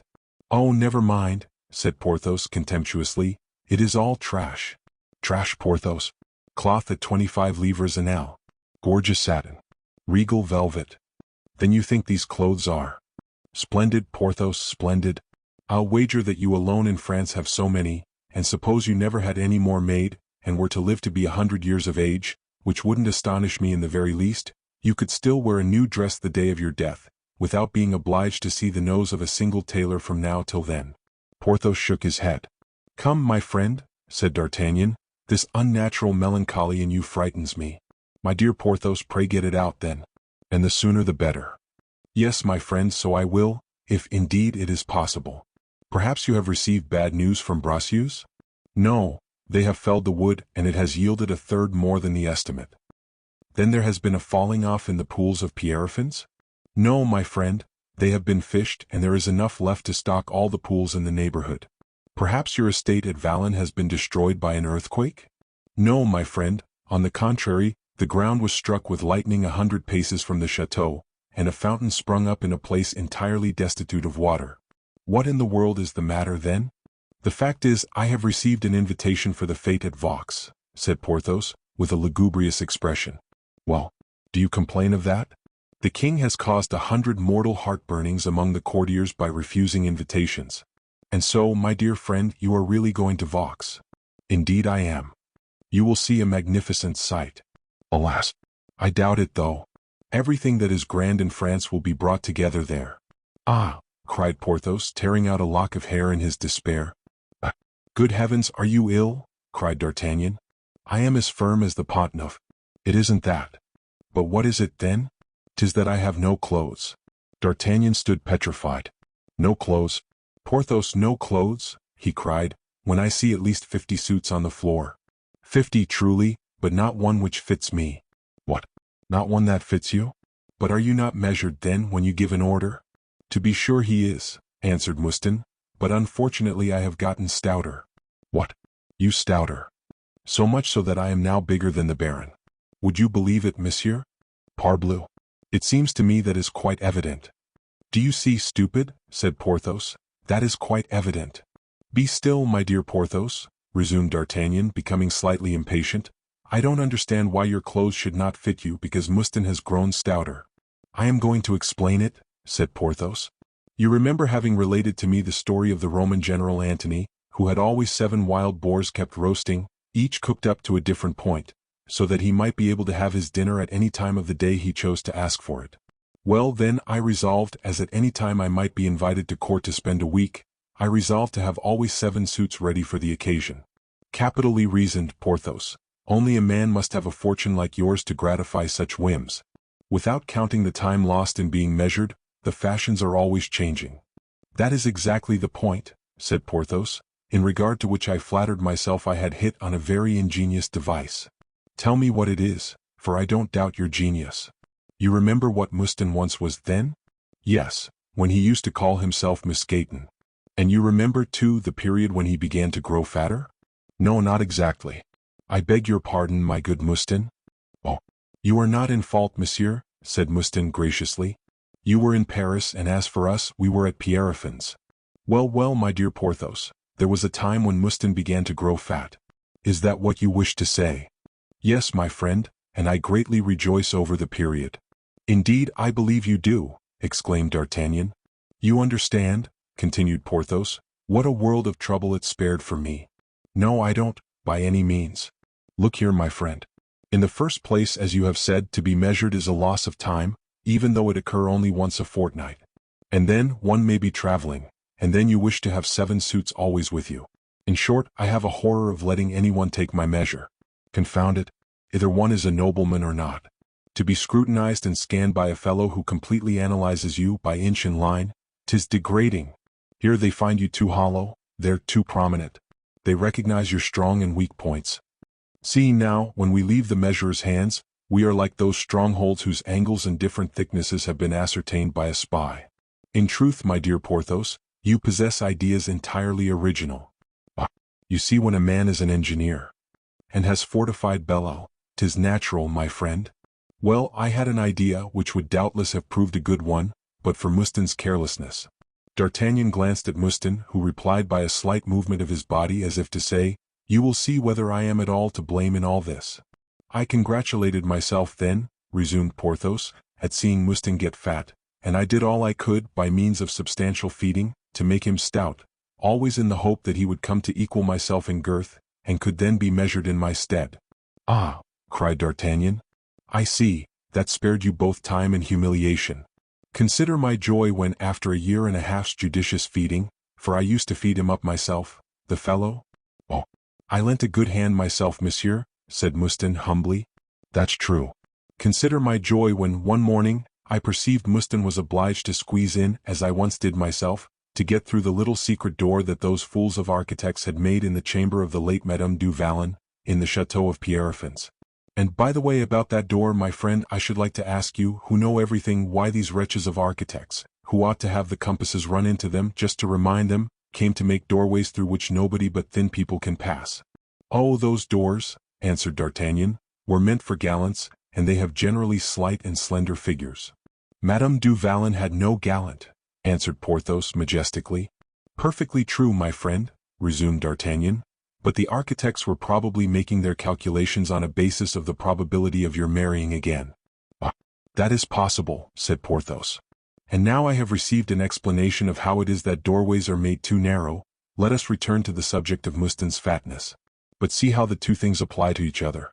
I have always noticed that people's ideas run parallel. And so, observe this phenomenon, D'Artagnan. I was talking to you of Mouston, who is fat, and it led us on to Madame du Vallon, who was thin. Is it not marvelous? My dear friend, a savant of my acquaintance and co-star, has made the same observation as you have, and he calls the process by some Greek name which I forget." "What? My remark is not then original?" cried Porthos, astounded. "I thought I was the discoverer." "My friend, the fact was known before Aristotle's days, that is to say, nearly 2,000 years ago." "Well, well, 'tis no less true," said Porthos, delighted at the idea of having jumped to a conclusion so closely in agreement with the greatest sages of antiquity. "Wonderfully, but suppose we return to Mouston. It seems to me we have left him fattening under our very eyes." "Yes, monsieur," said Mouston. "Well," said Porthos, "Mouston fattened so well, that he gratified all my hopes by reaching my standard, a fact of which I was well able to convince myself by seeing the rascal one day in a waistcoat of mine, which he had turned into a coat, a waistcoat the mere embroidery of which was worth 100 pistoles. "'Twas only to try it on, monsieur," said Mouston. From that moment I determined to put Mouston in communication with my tailors, and to have him measured instead of myself. "A capital idea, Porthos, but Mouston is a foot and a half shorter than you." "Exactly. They measured him down to the ground, and the end of the skirt came just below my knee." "What a marvelous man you are, Porthos. Such a thing could happen only to you." "Ah, yes, pay your compliments, you have ample grounds to go upon. It was exactly at that time, that is to say nearly 2 years and a half ago, that I set out for Belle, instructing Mouston, so as always to have, in every event, a pattern of every fashion, to have a coat made for himself every month." "And did Mouston neglect complying with your instructions?" "That was anything but right, Mouston." "No, monsieur, quite the contrary, quite the contrary. No, he never forgot to have his coats made, but he forgot to inform me that he had got stouter. But it was not my fault, monsieur. Your tailor never told me. And this to such an extent, monsieur," continued Porthos, "that the fellow in 2 years has gained 18 inches in girth, and so my last dozen coats are all too large, from a foot to a foot and a half." "But the rest, those which were made when you were of the same size? They are no longer the fashion, my dear friend. Were I to put them on, I should look like a fresh arrival from Siam, and as though I had been 2 years away from court." "I understand your difficulty. You have how many new suits?" 9. 36? And yet not one to wear. Well, you must have a 37th made and give the 36th to Mouston." "Ah, monsieur," said Mouston with a gratified air. "The truth is, that monsieur has always been very generous to me." "Do you mean to insinuate that I hadn't that idea, or that I was deterred by the expense? But it wants only 2 days to the fete. I received the invitation yesterday, made Mouston post hither with my wardrobe, and only this morning discovered my misfortune, and from now till the day after tomorrow, there isn't a single fashionable tailor who will undertake to make me a suit. That is to say, one covered all over with gold, isn't it? I wish it so. Undoubtedly all over. Oh, we shall manage it. You won't leave for 3 days. The invitations are for Wednesday, and this is only Sunday morning. 'Tis true, but Aramis has strongly advised me to be at Vaux 24 hours beforehand. How, Aramis? Yes, it was Aramis who brought me the invitation. Ah, to be sure, I see. You are invited on the part of M. Fouquet? By no means. By the king, dear friend. The letter bears the following as large as life. M. Le Baron du Vallon is informed that the king has condescended to place him on the invitation list. Very good, but you leave with M. Fouquet? And when I think, cried Porthos, stamping on the floor, when I think I shall have no clothes, I am ready to burst with rage. I should like to strangle somebody or smash something. Neither strangle anybody nor smash anything, Porthos. I will manage it all. Put on one of your 36 suits and come with me to a tailor. Oh, my agent has seen them all this morning. Even M. Percerin? Who is M. Percerin? Oh, only the king's tailor. Oh, ah, yes, said Porthos, who wished to appear to know the king's tailor, but now heard his name mentioned for the first time. To M. Percerin's, by Jove. I was afraid he would be too busy. Doubtless he will be, but be at ease, Porthos. He will do for me what he wouldn't do for another. Only you must allow yourself to be measured. Ah, said Porthos with a sigh, 'tis vexatious, but what would you have me do? Do? As others do, as the king does. What? Do they measure the king too? Does he put up with it? The king is a beau, my good friend, and so are you too, whatever you may say about it. Porthos smiled triumphantly. Let us go to the king's tailor, he said, and since he measures the king, I think, by my faith, I may do worse than allow him to measure me. Chapter 3. Who Messire Jean Percerin was. The king's tailor, Messire Jean Percerin, occupied a rather large house in the Rue Saint-Honoré, near the Rue de l'Arbre Secrétaire. He was a man of great taste in elegant stuffs, embroideries and velvets, being hereditary tailor to the king. The preferment of his house reached as far back as the time of Charles IX, from whose reign dated, as we know, fancy and bravery difficult enough to gratify. The Percerin of that period was a Huguenot, like Ambrose Pare, and had been spared by the Queen of Navarre, the beautiful Margot, as they used to write and say too in those days, because, in sooth, he was the only one who could make for her those wonderful riding habits which she so loved to wear, seeing that they were marvelously well suited to hide certain anatomical defects, which the Queen of Navarre used very studiously to conceal. Percerin being saved, made, out of gratitude, some beautiful black bodices, very inexpensively indeed for Queen Catherine, who ended by being pleased at the preservation of a Huguenot people, on whom she had long looked with detestation. But Percerin was a very prudent man, and having heard it said that there was no more dangerous sign for a Protestant than to be smiled upon by Catherine, and having observed that her smiles were more frequent than usual, he speedily turned Catholic with all his family, and having thus become irreproachable, attained the lofty position of Master Tailor to the crown of France. Under Henry III, gay king as he was, this position was as grand as the height of one of the loftiest peaks of the Cordilleras. Now Percerin had been a clever man all his life, and by way of keeping up his reputation beyond the grave, took very good care not to make a bad death of it, and so contrived to die very skillfully, and that at the very moment he felt his powers of invention declining. He left a son and a daughter, both worthy of the name they were called upon to bear. The son, a cutter as unerring and exact as the square rule, the daughter, apt at embroidery and at designing ornaments. The marriage of Henry IV, Anne-Marie de Medici, and the exquisite court mourning for the aforementioned queen, together with a few words let fall by M. de Bassompierre, king of the beaux of the period, made the fortune of the second generation of Percerins. Concino Concini and his wife Galigai, who subsequently shone at the French court, sought to Italianize the fashion, and introduced some Florentine tailors.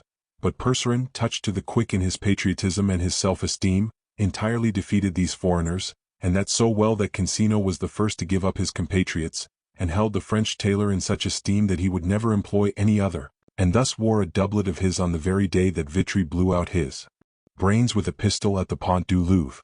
And so it was a doublet issuing from M. Percerin's workshop, which the Parisians rejoiced in hacking into so many pieces with the living human body it contained. Notwithstanding the favor Concino Concini had shown Percerin, the king, Louis XIII, had the generosity to bear no malice to his tailor, and to retain him in his service. At the time that Louis the Just afforded this great example of equity, Percerin had brought up 2 sons, one of whom made his debut at the marriage of Anne of Austria, invented that admirable Spanish costume, in which Richelieu danced a saraband, made the costumes for the tragedy of Miraim, and stitched on to Buckingham's mantle those famous pearls which were destined to be scattered about the pavements of the Louvre. A man becomes easily notable who has made the dresses of a Duke of Buckingham, M. de Cinq-Mars, a Mademoiselle Ninon, M. de Beaufort, and a Marion de Lorme. And thus Percerin III had attained the summit of his glory when his father died. This same Percerin III, old, famous and wealthy, yet further dressed Louis XIV. And having no son, which was a great cause of sorrow to him, seeing that with himself his dynasty would end, he had brought up several hopeful pupils. He possessed a carriage, a country house, men servants the tallest in Paris, and by special authority from Louis XIV, a pack of hounds. He worked for M. de Lyon and Letellier, under a sort of patronage, but politic man as he was and versed in state secrets, he never succeeded in fitting M. Colbert. This is beyond explanation. It is a matter for guessing or for intuition. Great geniuses of every kind live on unseen, intangible ideas. They act without themselves knowing why. The great Percerin, for contrary to the rule of dynasties, it was, above all, the last of the Percerins who deserved the name of great. The great Percerin was inspired when he cut a robe for the queen or a coat for the king. He could mount a mantle for monsieur, the clock of a stocking for madame. But in spite of his supreme talent, he could never hit off anything approaching a creditable fit for M. Colbert. That man, he used often to say, is beyond my art, my needle can never dot him down. We need scarcely say that Percerin was M. Fouquet's tailor, and that the superintendent highly esteemed him. Percerin was nearly 80 years old, nevertheless still fresh, and at the same time so dry, the courtiers used to say, that he was positively brittle. His renown and his fortune were great enough for M. le Prince, that king of fops, to take his arm when talking over the fashions, and for those least eager to pay never to dare to leave their accounts in arrear with him, for Master Percerin would for the first time make clothes upon credit, but the second never, unless paid for the former order. It is easy to see at once that a tailor of such renown, instead of running after customers, made difficulties about obliging any fresh ones. And so Percerin declined to fit bourgeois, or those who had but recently obtained patents of nobility. A story used to circulate that even M. de Mazarin, in exchange for Percerin supplying him with a full suit of ceremonial vestments as cardinal, one fine day slipped letters of nobility into his pocket. It was to the house of this grand lama of tailors that D'Artagnan took the despairing Porthos, who, as they were going along, said to his friend, "Take care, my good D'Artagnan, not to compromise the dignity of a man such as I am with the arrogance of this Percerin, who will, I expect, be very impertinent. For I give you notice, my friend, that if he is wanting in respect I will infallibly chastise him." "Presented by me," replied D'Artagnan, "you have nothing to fear, even though you were what you are not." "Ah, 'tis because—" "What? Have you anything against Percerin, Porthos?" "I think that I once sent Mustin to a fellow of that name." "And then?" "The fellow refused to supply me." "Oh, a misunderstanding, no doubt, which it will be now exceedingly easy to set right. Mustin must have made a mistake." "Perhaps." "He has confused the names." "Possibly. That rascal Mustin never can remember names." "I will take it all upon myself." "Very good. Stop the carriage, Porthos. Here we are." "Here? How here?" "We are at the Halles, and you told me the house was at the corner of the Rue de l'Arbre section." "'Tis true, but look." "Well, I do look and I see." "What?" "Pardieu, that we are at the Halles. You do not, I suppose, want our horses to clamber up on the roof of the carriage in front of us?" "No."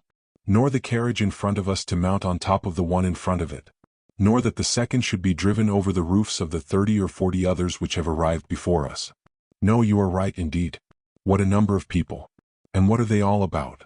"'Tis very simple. They are waiting their turn." "Bah! Have the comedians of the Hôtel de Bourgogne shifted their quarters?" "No, their turn to obtain an entrance to M. Percerin's house." "And we are going to wait too?" "Oh, we shall show ourselves prompter and not so proud." "What are we to do then?" "Get down, pass through the footmen and lackeys, and enter the tailor's house, which I will answer for our doing if you go first." "Come along then," said Porthos. They accordingly alighted and made their way on foot towards the establishment. The cause of the confusion was that M. Percerin's doors were closed, while a servant, standing before them, was explaining to the illustrious customers of the illustrious tailor that just then M. Percerin could not receive anybody. It was bruited about outside still, on the authority of what the great lackey had told some great noble whom he favored in confidence, that M. Percerin was engaged on 5 costumes for the king, and that, owing to the urgency of the case, he was meditating in his office on the ornaments, colors, and cut of these 5 suits. Some, contented with this reason, went away again, contented to repeat the tale to others, but others, more tenacious, insisted on having the doors opened, and among these last 3 blue ribbons, intended to take parts in a ballet, which would inevitably fail unless the said 3 had their costumes shaped by the very hand of the great Percerin himself. D'Artagnan, pushing on Porthos, who scattered the groups of people right and left, succeeded in gaining the counter, behind which the journeyman tailors were doing their best to answer queries.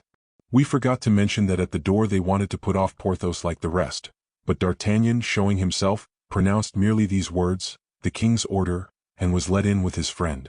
The poor fellows had enough to do and did their best to reply to the demands of the customers in the absence of their master, leaving off drawing a stitch to knit a sentence, and when wounded pride or disappointed expectation brought down upon them too cutting a rebuke, he who was attacked made a dive and disappeared under the counter. The line of discontented lords formed a truly remarkable picture. Our captain of musketeers, a man of sure and rapid observation, took it all in at a glance, and having run over the groups, his eye rested on a man in front of him. This man, seated upon a stool, scarcely showed his head above the counter that sheltered him. He was about 40 years of age, with a melancholy aspect, pale face, and soft luminous eyes. He was looking at D'Artagnan and the rest, with his chin resting upon his hand, like a calm and inquiring amateur. Only on perceiving and doubtless recognizing our captain, he pulled his hat down over his eyes. It was this action, perhaps, that attracted D'Artagnan's attention. If so, the gentleman who had pulled down his hat produced an effect entirely different from what he had desired. In other respects his costume was plain, and his hair evenly cut enough for customers, who were not close observers, to take him for a mere tailor's apprentice, perched behind the board and carefully stitching cloth or velvet. Nevertheless, this man held up his head too often to be very productively employed with his fingers. D'Artagnan was not deceived, not he, and he saw at once that if this man was working at anything, it certainly was not at velvet. "Eh," said he, addressing this man, "and so you have become a tailor's boy, Monsieur Molière?" "Hush, D'Artagnan," replied the man softly, "you will make them recognize me." "Well, and what harm?" "The fact is, there is no harm, but—" "You were going to say there is no good in doing it either, is it not so?" "Alas! No, for I was occupied in examining some excellent figures." Go on, Monsieur Molière. I quite understand the interest you take in the plates. I will not disturb your studies." "Thank you. But on one condition, that you tell me where M. Percerin really is." "Oh, willingly, in his own room.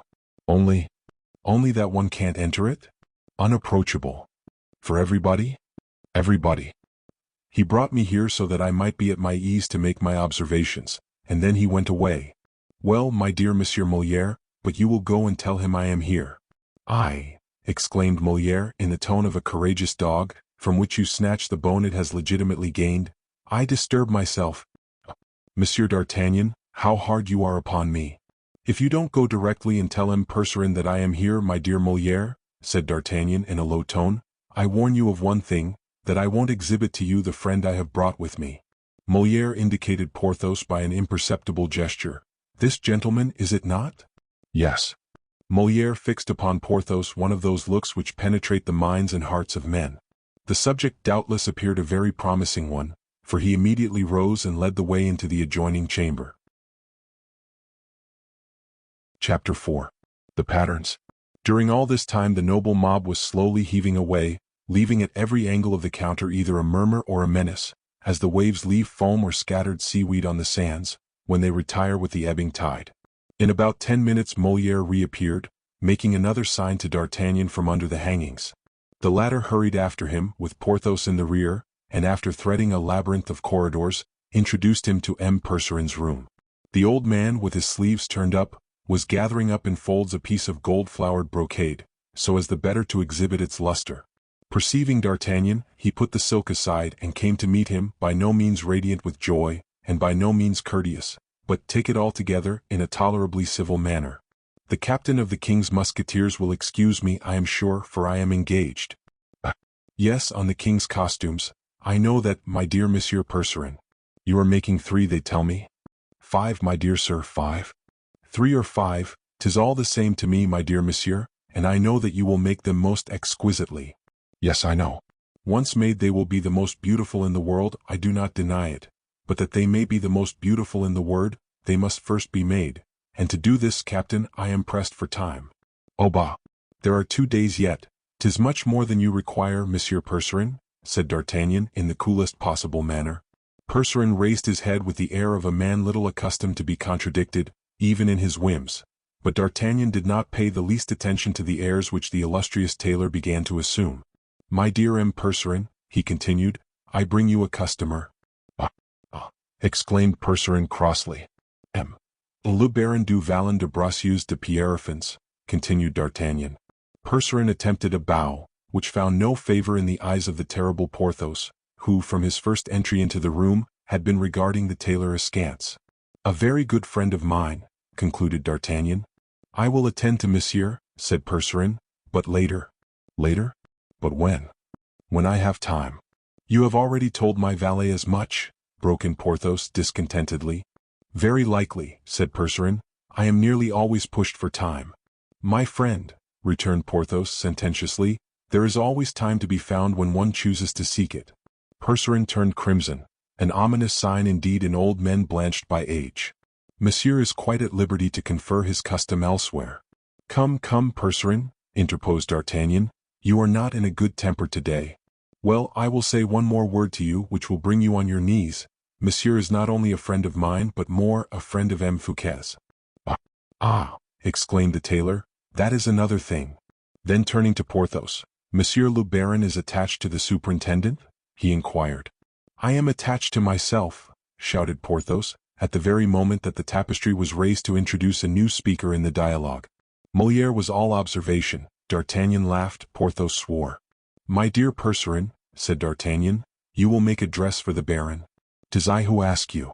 To you I will not say nay, Captain. But that is not all, you will make it for him at once. 'Tis impossible within 8 days.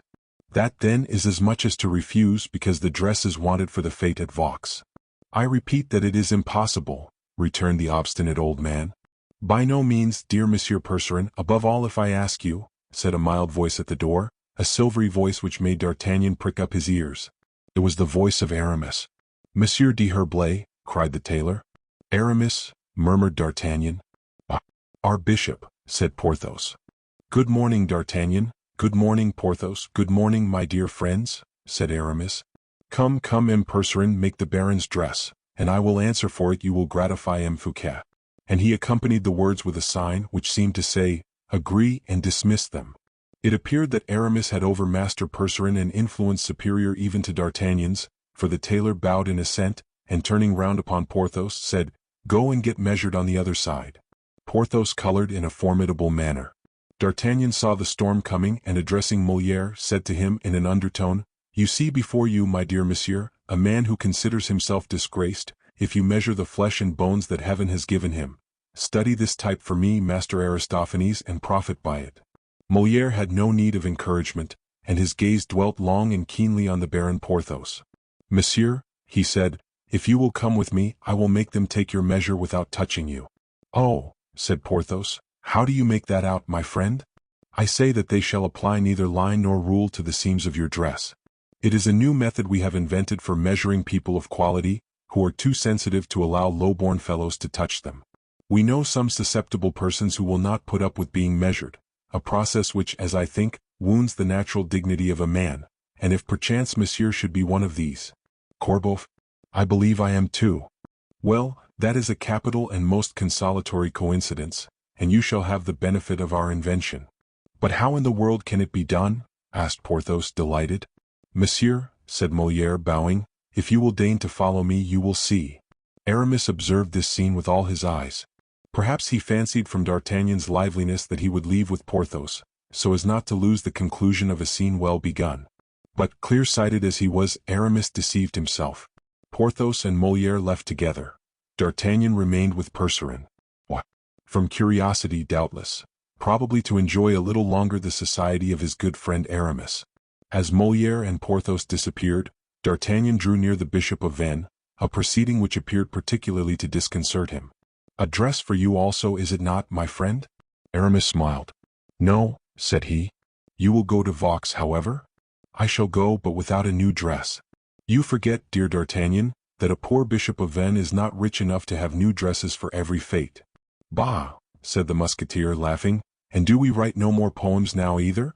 "Oh, D'Artagnan," exclaimed Aramis, "I have long ago given up all such tomfoolery." "True," repeated D'Artagnan, only half convinced. As for Percerin, he was once more absorbed in contemplation of the brocades. "Don't you perceive," said Aramis, smiling, "that we are greatly boring this good gentleman, my dear D'Artagnan?" Ah, murmured the Musketeer aside, "that is, I am boring you, my friend." Then aloud, "Well then, let us leave, I have no further business here, and if you are as disengaged as I, Aramis—" "No, not I, I wished—" "You had something particular to say to M. Percerin? Why did you not tell me so at once?" "Something particular, certainly," repeated Aramis, "but not for you, D'Artagnan. But, at the same time, I hope you will believe that I can never have anything so particular to say that a friend like you may not hear it." "Oh no, no. I am going," said D'Artagnan, imparting to his voice an evident tone of curiosity, for Aramis's annoyance, well dissembled as it was, had not a whit escaped him, and he knew that in that impenetrable mind everything, even the most apparently trivial, was designed to some end, an unknown one, but an end that, from the knowledge he had of his friend's character, the Musketeer felt must be important. On his part, Aramis saw that D'Artagnan was not without suspicion, and pressed him. "Stay by all means," he said, "this is what it is." Then turning towards the tailor, "My dear Percerin," said he, "I am even very happy that you are here, D'Artagnan." "Oh, indeed!" exclaimed the Gascon for the third time, even less deceived this time than before. Percerin never moved. Aramis roused him violently, by snatching from his hands the stuff upon which he was engaged. "My dear Percerin," said he, "I have near hand M. Lebrun, one of M. Fouquet's painters." "Ah, very good," thought D'Artagnan, "but why Lebrun?" Aramis looked at D'Artagnan, who seemed to be occupied with an engraving of Mark Antony. "And you wish that I should make him a dress, similar to those of the Epicureans?" answered Percerin.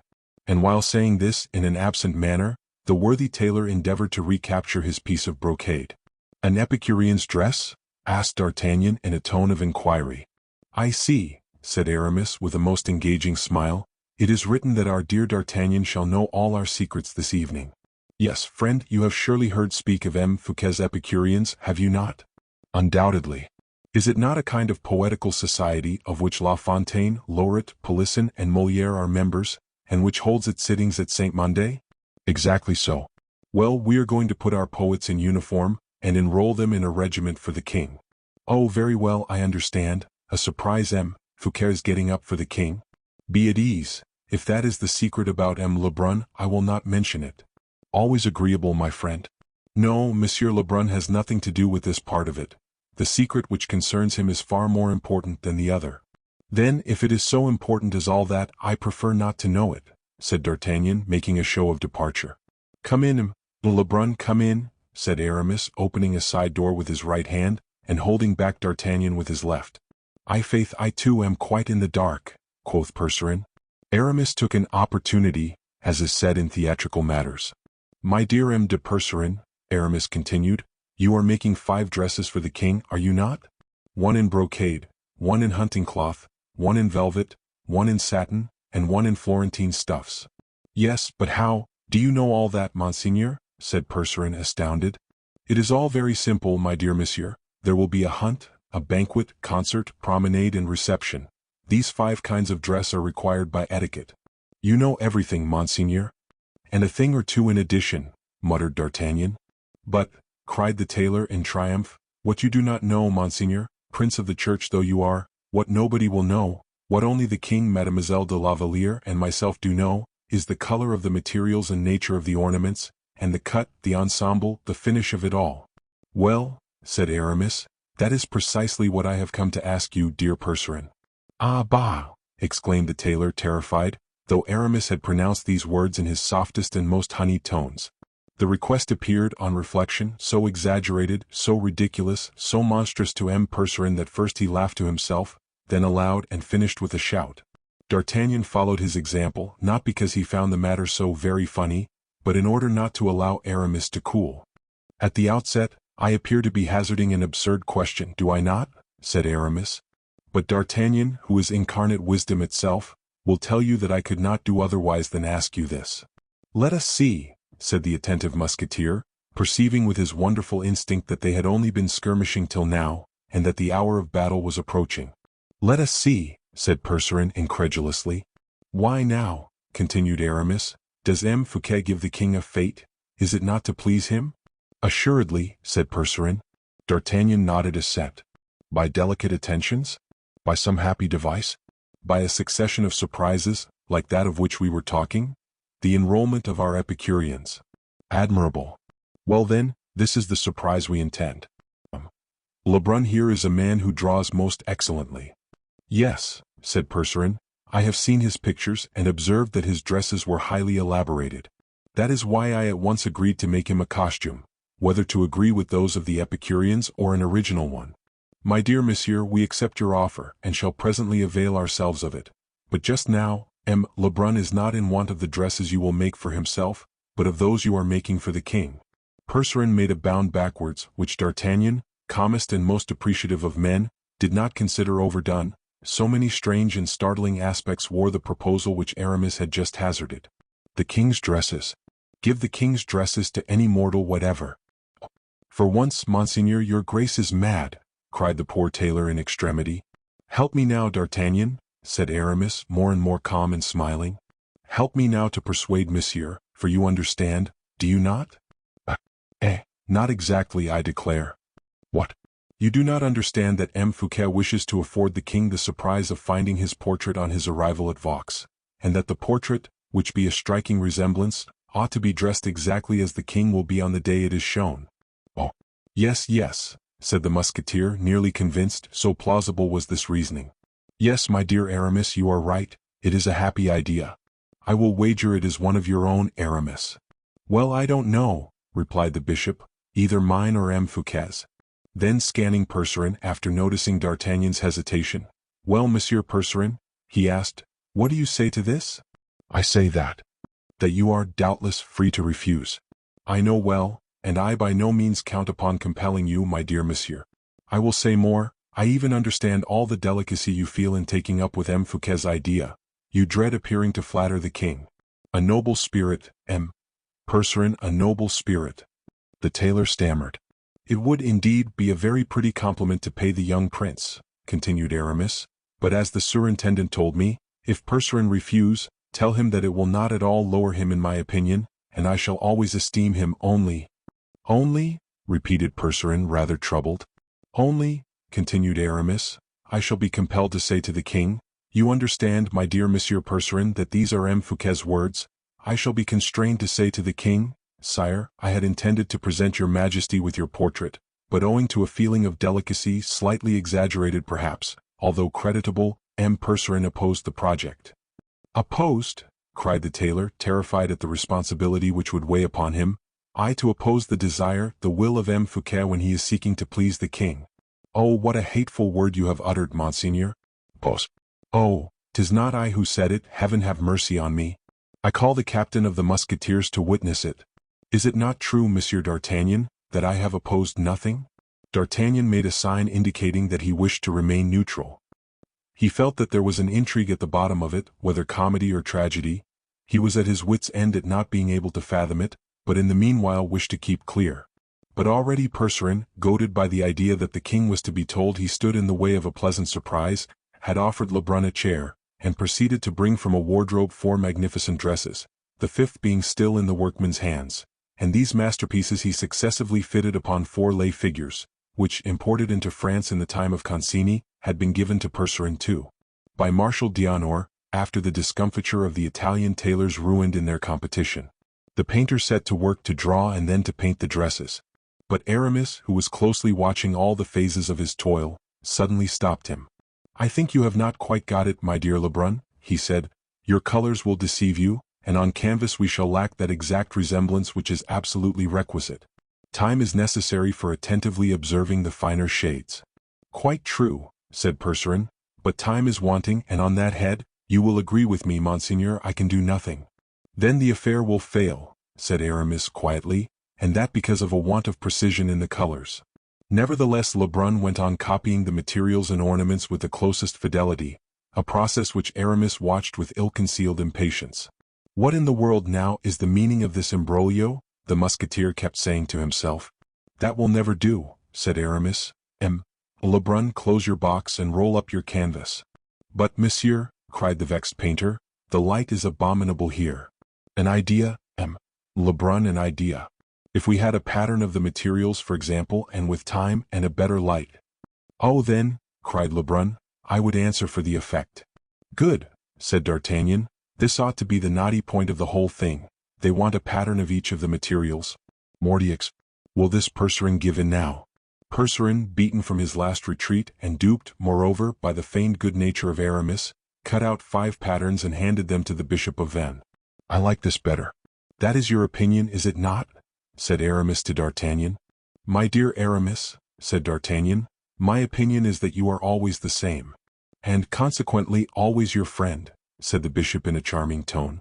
Yes, yes, said D'Artagnan aloud, then in a low voice, if I am your dupe, double Jesuit that you are, I will not be your accomplice, and to prevent it, 'tis time I left this place. Adieu, Aramis, he added aloud, adieu, I am going to rejoin Porthos. Then wait for me, said Aramis, pocketing the patterns, for I have done, and shall be glad to say a parting word to our dear old friend. Lebrun packed up his paints and brushes, Percerin put back the dresses into the closet, Aramis put his hand on his pocket to assure himself the patterns were secure, and they all left the study. Chapter 5. Where, probably, Molière obtained his first idea of the bourgeois gentilhomme.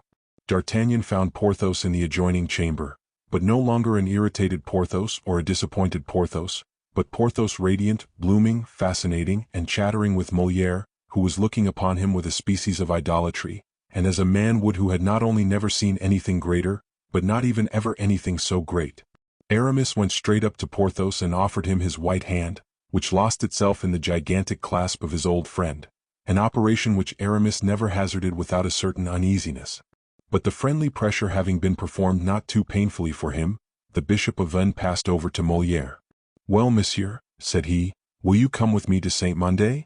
I will go anywhere you like, monseigneur, answered Molière. To Saint-Mandé, cried Porthos, surprised at seeing the proud Bishop of Vannes fraternizing with a journeyman tailor. What, Aramis, are you going to take this gentleman to Saint-Mandé? Yes, said Aramis, smiling, our work is pressing. And besides, my dear Porthos, continued D'Artagnan, Molière is not altogether what he seems. In what way? Asked Porthos. Why, this gentleman is one of Percerin's chief clerks, and is expected at Saint-Mandé to try on the dresses which Fouquet has ordered for the Epicureans. 'Tis precisely so, said Molière. Yes, monsieur. Come then, my dear Molière, said Aramis, that is, if you have done with du Vallon. We have finished, replied Porthos. And you are satisfied? asked D'Artagnan. Completely so, replied Porthos. Molière took his leave of Porthos with much ceremony, and grasped the hand which the captain of the Musketeers furtively offered him. Pray, monsieur, concluded Porthos mincingly, above all be exact. You will have your dress the day after tomorrow, monsieur le baron, answered Molière. And he left with Aramis. Then D'Artagnan, taking Porthos's arm, what has this tailor done for you, my dear Porthos? He asked, that you are so pleased with him? What has he done for me, my friend? Done for me? Cried Porthos enthusiastically. Yes, I ask you, what has he done for you? My friend, he has done that which no tailor ever yet accomplished. He has taken my measure without touching me. Ah bah! Tell me how he did it. First, then, they went I don't know where for a number of lay figures of all heights and sizes, hoping there would be one to suit mine, but the largest, that of the drum major of the Swiss Guard, was 2 inches too short and a half foot too narrow in the chest. Indeed. It is exactly as I tell you, D'Artagnan, but he is a great man, or at the very least a great tailor, is this Molière. He was not at all put at fault by the circumstance. What did he do then? Oh, it is a very simple matter. Faith, 'tis an unheard of thing that people should have been so stupid as not to have discovered this method from the first. What annoyance and humiliation they would have spared me. Not to mention of the costumes, my dear Porthos. Yes, 30 dresses. Well, my dear Porthos, come, tell me Moliere's plan. Moliere? You call him so, do you? I shall make a point of recollecting his name. Yes, or Paquelin if you prefer that. No, I like Moliere best. When I wish to recollect his name, I shall think of Voliere, an aviary, and as I have one at Pierrefonds. Capital, returned D'Artagnan. And Moliere's plan? 'Tis this, instead of pulling me to pieces as all these rascals do, of making me bend my back and double my joints, all of them low and dishonorable practices, D'Artagnan made a sign of approbation with his head. Monsieur, he said to me, continued Porthos, a gentleman ought to measure himself. Do me the pleasure to draw near this glass, and I drew near the glass. I must own I did not exactly understand what this good Voliere wanted with me. Moliere. Ah, yes, Moliere, Moliere. And as the fear of being measured still possessed me, take care, said I to him, what you are going to do with me. I am very ticklish, I warn you. But he with his soft voice, for he is a courteous fellow, we must admit, my friend, he with his soft voice, Monsieur, said he, that your dress may fit you well, it must be made according to your figure. Your figure is exactly reflected in this mirror. We shall take the measure of this reflection. In fact, said D'Artagnan, you saw yourself in the glass, but where did they find one in which you could see your whole figure? My good friend, it is the very glass in which the king is used to look to see himself. Yes, but the king is a foot and a half shorter than you are. Ah, well, I know not how that may be, it is no doubt a cunning way of flattering the king, but the looking-glass was too large for me. 'Tis true that its height was made up of 3 Venetian plates of glass, placed one above another, and its breadth of 3 similar parallelograms in juxtaposition. Oh, Porthos, what excellent words you have command of! Where in the world did you acquire such a voluminous vocabulary? At Belle-Isle. Aramis and I had to use such words in our strategic studies and castramenative experiments. D'Artagnan recoiled, as though the sesquipedalian syllables had knocked the breath out of his body. Ah, very good. Let us return to the looking-glass, my friend.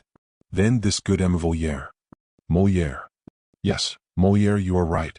You will see now, my dear friend, that I shall recollect his name quite well. This excellent Moliere set to work tracing out lines on the mirror, with a piece of Spanish chalk, following in all the make of my arms and my shoulders, all the while expounding this maxim, which I thought admirable. It is advisable that a dress should not incommode its wearer. In reality, said D'Artagnan, that is an excellent maxim which is unfortunately seldom carried out in practice. That is why I found it all the more astonishing, when he expatiated upon it. Ah, he expatiated. Parbleu! Let me hear his theory. Seeing that, he continued, one may, in awkward circumstances or in a troublesome position, have one's doublet on one's shoulder, and not desire to take one's doublet off. True, said D'Artagnan. And so, continued Moliere. Moliere. Moliere, yes. And so, went on Moliere, you want to draw your sword, monsieur, and you have your doublet on your back. What do? I take it off, I answered. Well, no, he replied. How no? I say that the dress should be so well made, that it will in no way encumber you, even in drawing your sword. Ah. Throw yourself on guard, pursued he. I did it with such wondrous firmness, that 2 panes of glass burst out of the window. 'Tis nothing, said he. Keep your position. I raised my left arm in the air, the forearm gracefully bent, the ruffle drooping and my wrist curved, while my right arm, half extended, securely covered my wrist with the elbow and my breast with the wrist. Yes, said D'Artagnan, 'tis the true guard, the academic guard. You have said the very word, dear friend. In the meanwhile, Moliere. Hold. I should certainly, after all, prefer to call him. What did you say his other name was? Paquelin. I prefer to call him Paquelin. And how will you remember this name better than the other? You understand, he calls himself Paquelin, does he not? Yes. If I were to call to mind Madame Coquenard. Good. And change cock into Piocy, nard into Lynn, and instead of Coquenard I shall have Paquelin. 'Tis wonderful, cried D'Artagnan, astounded. Go on, my friend, I am listening to you with admiration. This Coquelin sketched my arm on the glass.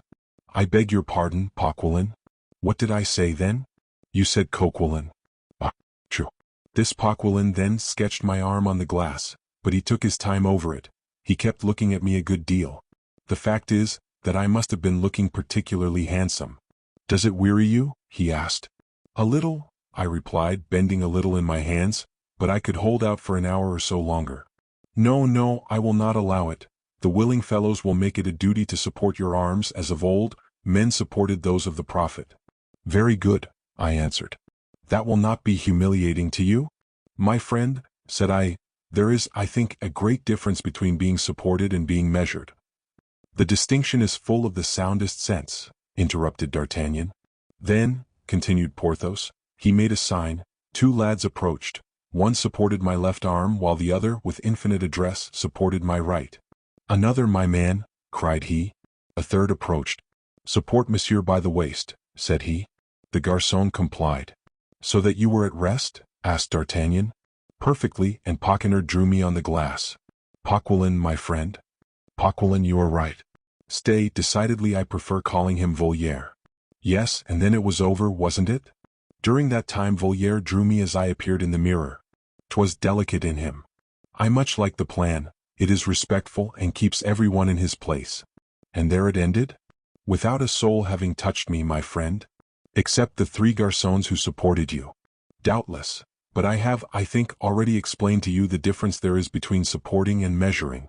'Tis true, answered D'Artagnan, who said afterwards to himself, faith, I greatly deceive myself, or I have been the means of a good windfall to that rascal Molière, and we shall assuredly see the scene hit off to the life in some comedy or other. Porthos smiled. What are you laughing at? Asked D'Artagnan. Must I confess? Well, I was laughing over my good fortune. Oh, that is true, I don't know a happier man than you. But what is this last piece of luck that has befallen you? Well, my dear fellow, congratulate me. I desire nothing better. It seems that I am the first who has had his measure taken in that manner. Are you so sure of it? Nearly so. Certain signs of intelligence which passed between Volière and the other garçons showed me the fact. Well, my friend, that does not surprise me from Molière, said D'Artagnan. Volière, my friend. Oh no, no indeed. I am very willing to leave you to go on saying Volière, but as for me I shall continue to say Molière. Well, this I was saying does not surprise me coming from Molière, who is a very ingenious fellow, and inspired you with this grand idea. It will be of great use to him by and by, I am sure. Won't it be of use to him indeed? I believe you it will, and that in the highest degree.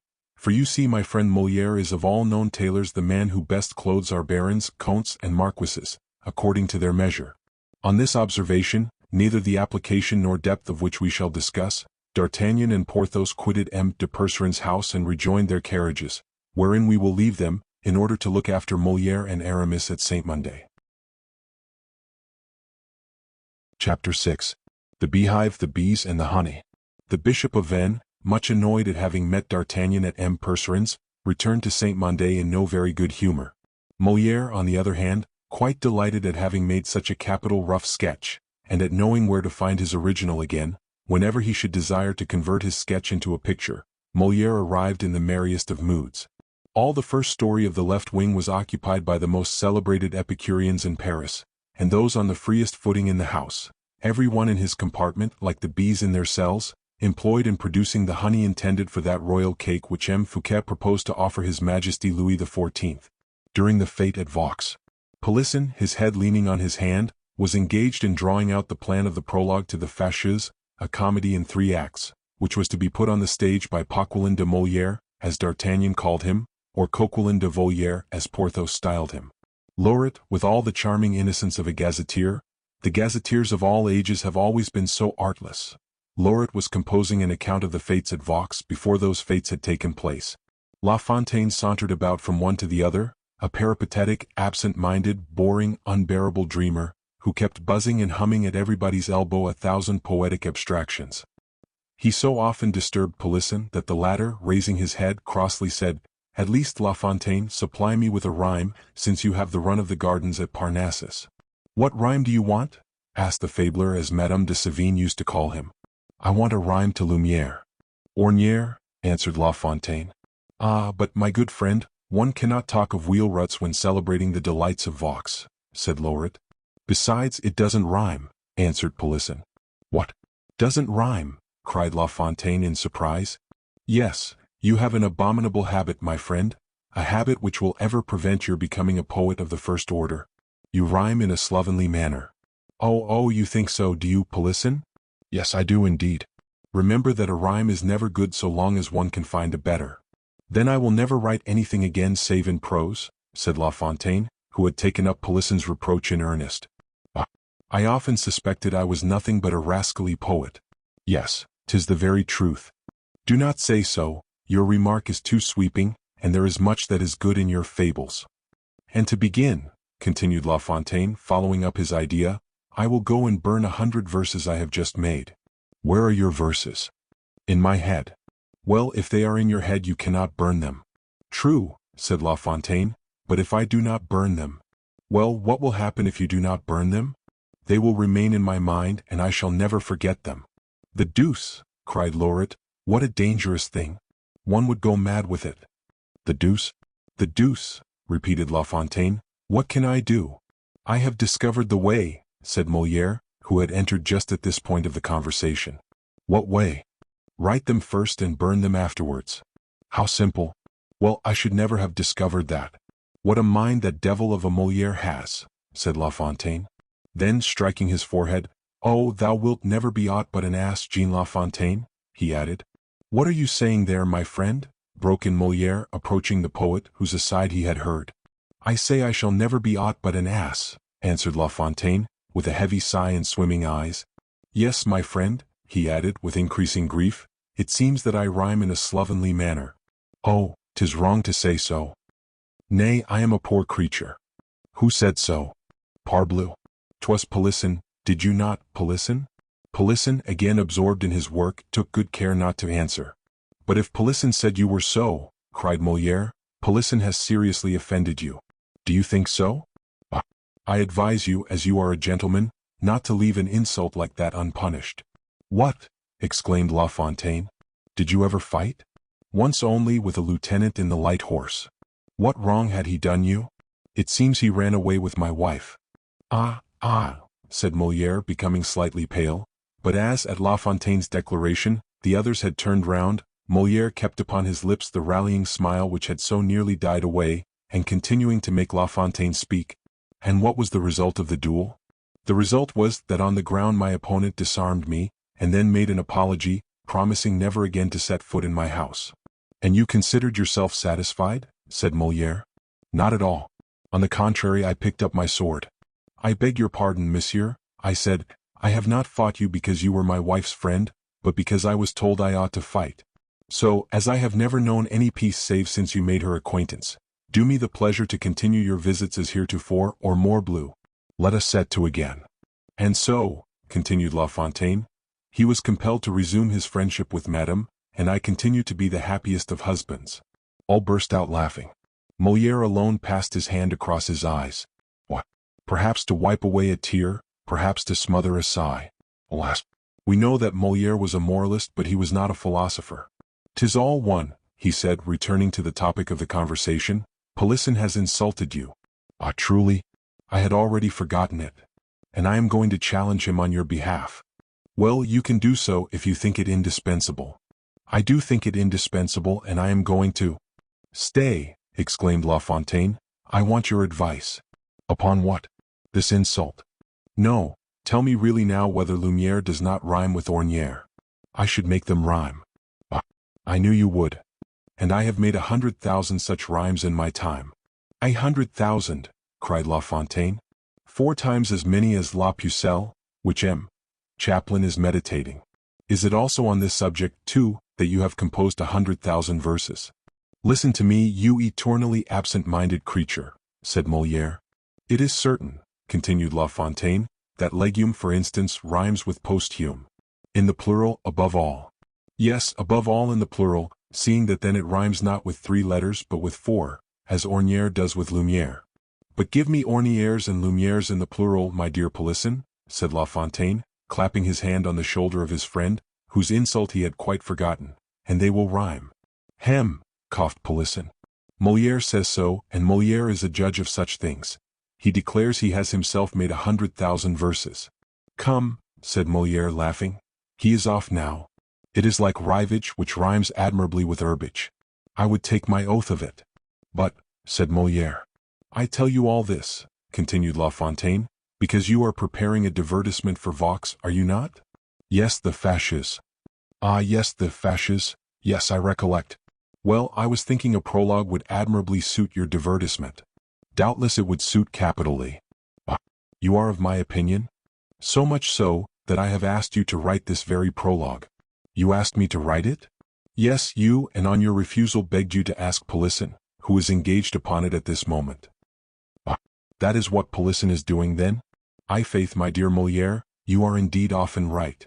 When you call me absent-minded. It is a monstrous defect. I will cure myself of it and do your prologue for you. But inasmuch as Polisson is about it. Ah, true miserable rascal that I am. Lauret was indeed right in saying I was a poor creature. It was not Lauret who said so, my friend. Well then, whoever said so, 'tis the same to me. And so your divertissement is called the fasces? Well, can you make hero rhyme with fasces? If obliged, yes. And even with capriceux. Oh no, no. It would be hazardous, and yet why so? There is too great a difference in the cadences. I was fancying, said La Fontaine, leaving Molière for Lauret. I was fancying. What were you fancying? Said Lauret in the middle of a sentence. Make haste. You are writing the prologue to the fasces, are you not? No. Mordieu. It is Polisson. Ah, Polisson, cried La Fontaine, going over to him. I was fancying, he continued, that the nymph of Vox. Ah, beautiful, cried Lauret. The nymph of Vox. Thank you, La Fontaine. You have just given me the 2 concluding verses of my paper. Well, if you can rhyme so well, La Fontaine, said Polisson, tell me now in what way you would begin my prologue? I should say, for instance, oh, nymph who, after, who, I should place a verb in the second person singular of the present indicative, and should go on thus, this grot profound. But the verb, asked Polisson. To admire the greatest king of all kings round, continued La Fontaine. But the verb, obstinately insisted Polisson. This second person singular of the present indicative? Well then, quittest. O nymph, who quittest now this grot profound, to admire the greatest king of all kings round. You would not put, who quittest, would you? Why not? Quittest, after you who? Ah, my dear fellow, exclaimed La Fontaine, you are a shocking pedant. Without counting, said Molière, that the second verse, king of all kings round, is very weak, my dear La Fontaine. Then you see clearly I am nothing but a poor creature, a shuffler as you said. I never said so. Then as Lauret said. And it was not Lauret either, it was Polisson. Well, Polisson was right 100 times over. But what annoys me more than anything, my dear Molière, is, that I fear we shall not have our Epicurean dresses. You expected yours then for the fete? Yes, for the fete and then for after the fete. My housekeeper told me that my own is rather faded. Diable. Your housekeeper is right, rather more than faded. Ah, you see, resumed La Fontaine, the fact is I left it on the floor in my room and my cat. Well, your cat. She made her nest upon it, which has rather changed its color. Molière burst out laughing. Polisson and Lauret followed his example. At this juncture, the Bishop of Vannes appeared, with a roll of plans and parchments under his arm. As if the angel of death had chilled all gay and sprightly fancies, as if that one form had scared away the graces to whom Xenocrates sacrificed, silence immediately reigned through the study, and every one resumed his self-possession and his pen. Aramis distributed the notes of invitation, and thanked them in the name of M. Fouquet. The superintendent, he said, being kept to his room by business, could not come and see them, but begged them to send him some of the fruits of their day's work, to enable him to forget the fatigue of his labor in the night. At these words all settled down to work. La Fontaine placed himself at a table and set his rapid pen an endless dance across the smooth white vellum. Polisson made a fair copy of his prologue, Molière contributed 50 fresh verses, with which his visit to Percerin had inspired him. Lauret, an article on the marvelous fates he predicted, and Aramis, laden with his booty like the king of the bees, that great black drone, decked with purple and gold, re-entered his apartment, silent and busy. But before departing, remember, gentlemen, said he, we leave tomorrow evening. In that case I must give notice at home, said Molière. Yes, poor Molière, said Lauret, smiling. He loves his home. He loves, yes, replied Molière with his sad, sweet smile. He loves, that does not mean they love him. As for me, said La Fontaine, they love me at Château Thierry, I am very sure. Aramis here re-entered after a brief disappearance. "Will anyone go with me?" he asked.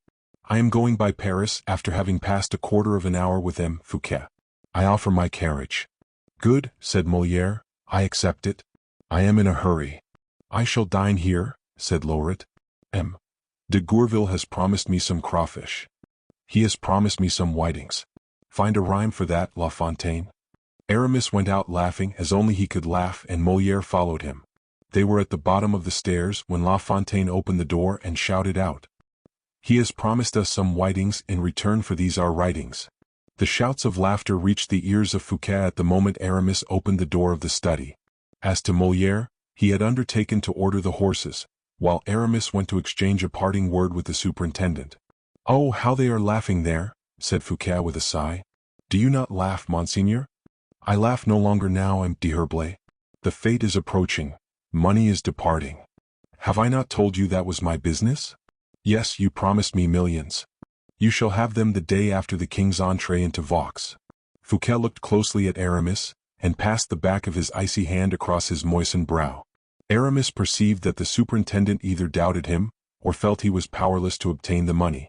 How could Fouquet suppose that a poor bishop, ex-abbé, ex-musketeer, could find any?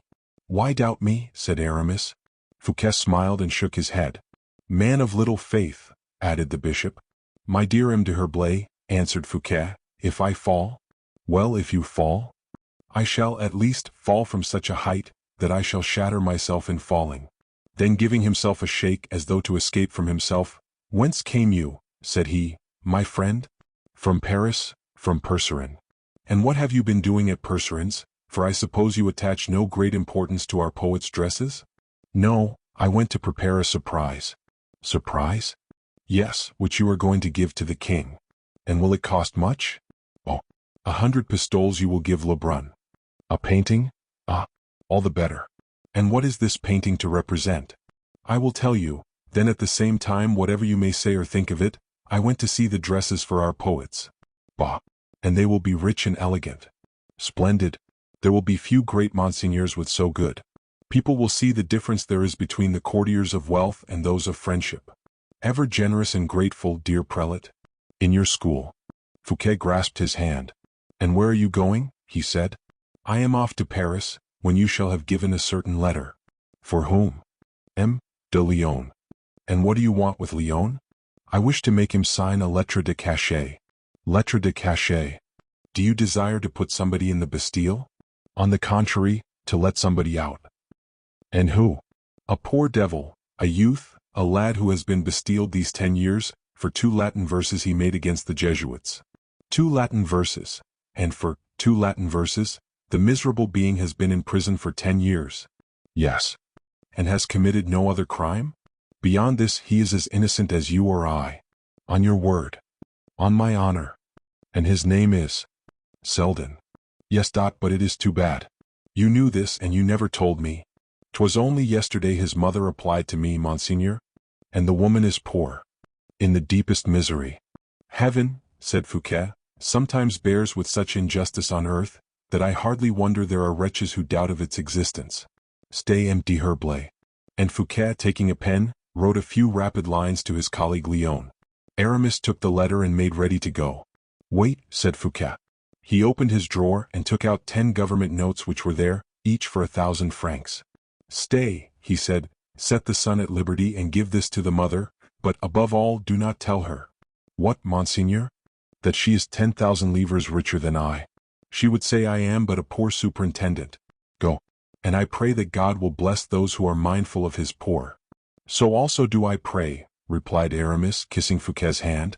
And he went out quickly, carrying off the letter for Lyonne and the notes for Selden's mother, and taking up Molière, who was beginning to lose patience.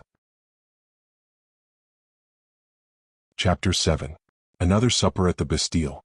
7 o'clock sounded from the great clock of the Bastille, that famous clock, which, like all the accessories of the state prison, the very use of which is a torture, recalled to the prisoners' minds the destination of every hour of their punishment.